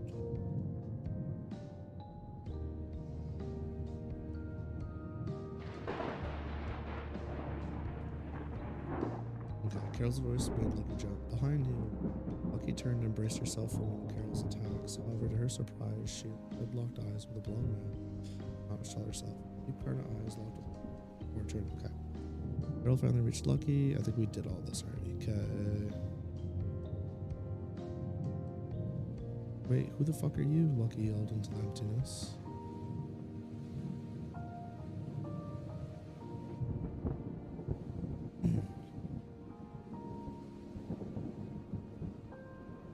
World around her and to darken our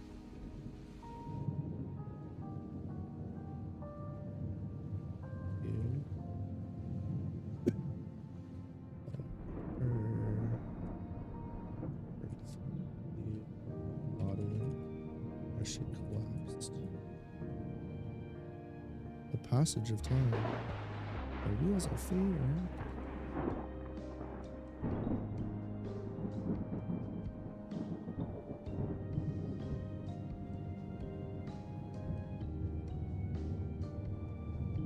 sure she's okay? A familiar peppy voice rang through Lucky's consciousness. Lucky opened her left eye and saw what appeared to be Cleo's round backside inches away from her face. Not that I don't appreciate the view. Would you please move? Lucky. Cleo spun around and wrapped her arms around Lucky. Oh my G, I'm so glad you're okay. I didn't rough her up that bad. Goodness.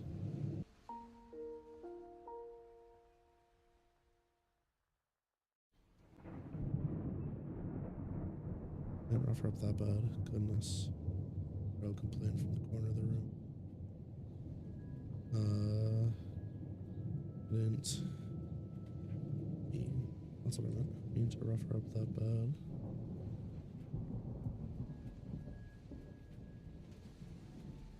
It was well lit and smelled like home to Lucky. Like Jamie, this isn't the cabin and he isn't here. She looked around to confirm her suspicions. Okay, Lucky. We'll let go of her. This is Jamie's living room. Well, it used to be his living room. He doesn't come here often anymore. Lucky sat up slowly. So we're back at the Fool's Carol. This is the 3rd floor then. Lucky placed her hand on the right side of her head. Felt gauze and medical tape around her eye. Oh yeah, that's right. Sorry, sugar. Girl lowered her head. I didn't mean to hurt you. It's felt something amazing. Thought you'd be.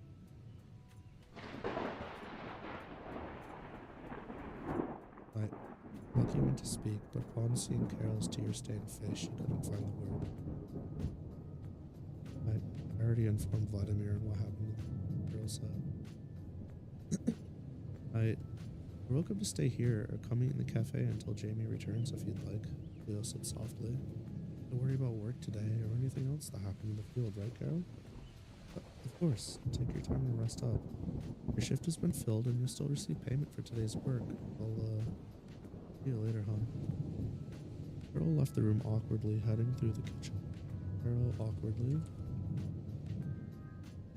left the room, heading through the kitchen, down the hall and out the door. Leo got up and adjusted the Krma blanket thrown over Lucky after helping her lay back down.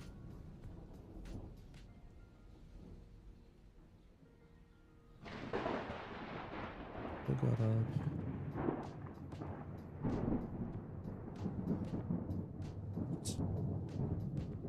Lay back or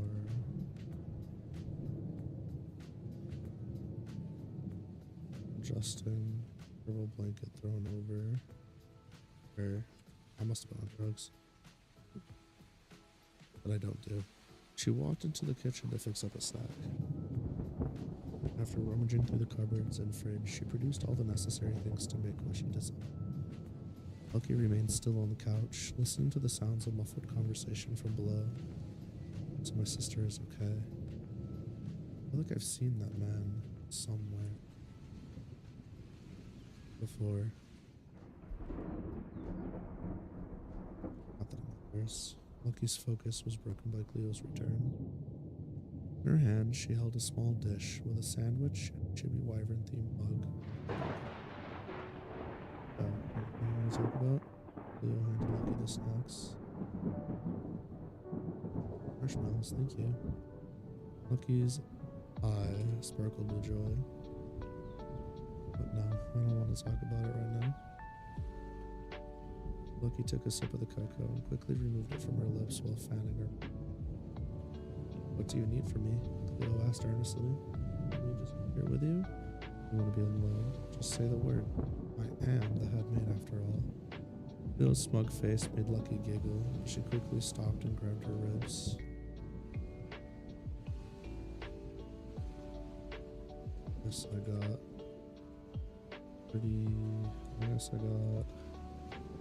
maybe that more than I thought.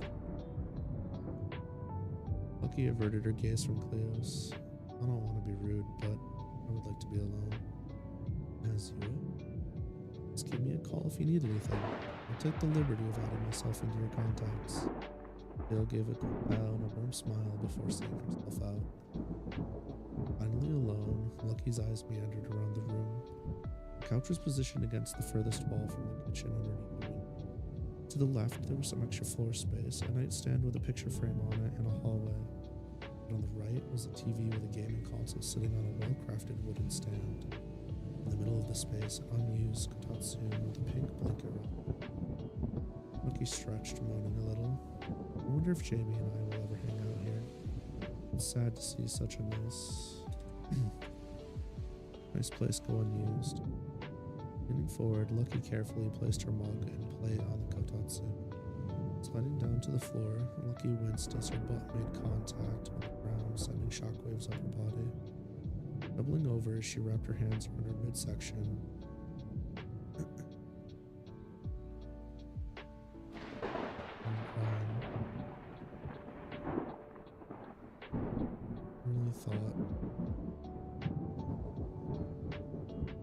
Really wanted all my own.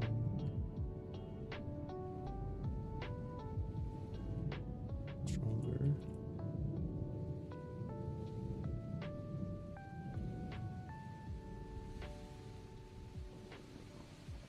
Keep relying on everyone.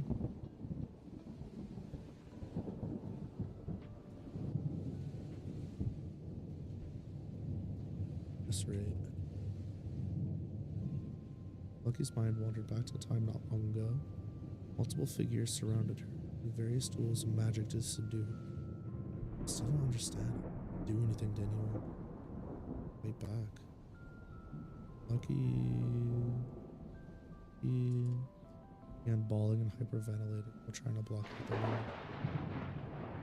Hurry up and come by my side again. An hour had passed and Lucky was sprawled across the hardwood floor. The sound of a light breeze and calming rain pitter-pattered on the window.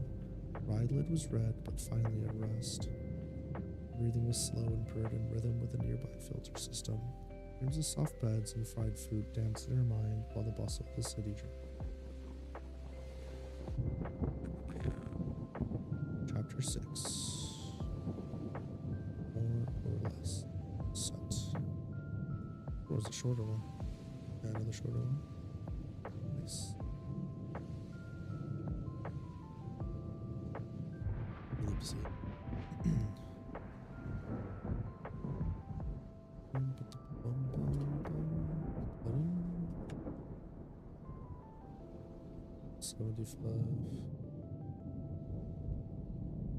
Spot.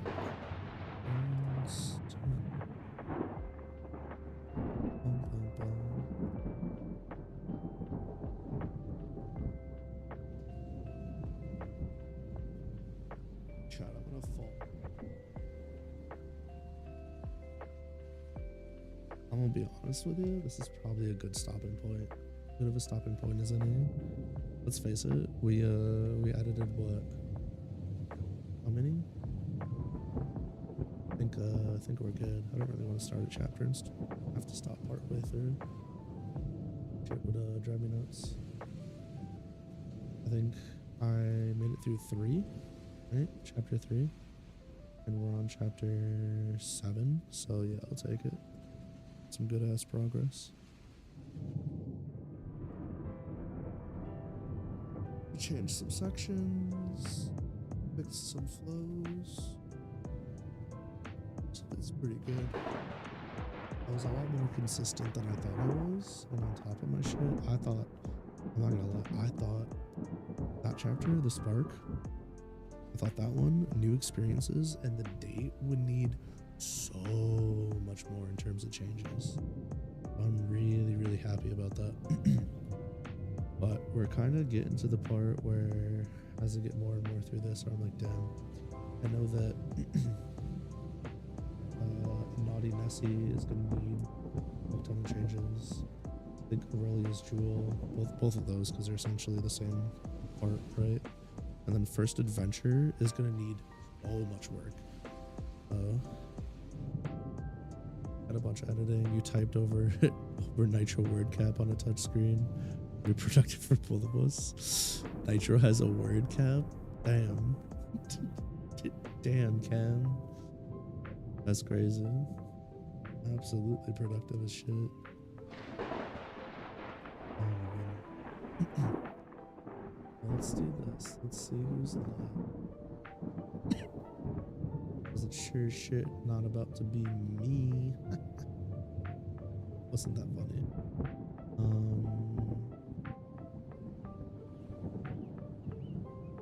Church is playing. No! There's two cats! Oh shit. Welcome in avant-garde. We're actually gonna be kicking off here in a minute. But we were doing Late Night Lucky, which is you know, I do some writing, I do some editing, whatever it is, and lo-fi music and thunderstorm sounds. Sorry for dipping so soon, but hi. We're gonna be going over to church. Yeah, session was great. We got a ton done. I'll be doing more of this tomorrow at 8 p.m. EST. Yeah, want to swing by. For everyone who's new here, don't forget to join the Discord with either exclamation point Discord and Twitch, or if you're on YouTube, go to the comment section and click the little link tree thingy. Not the comment section, the description. And then, yeah. And that works. Say hi. Hope everybody...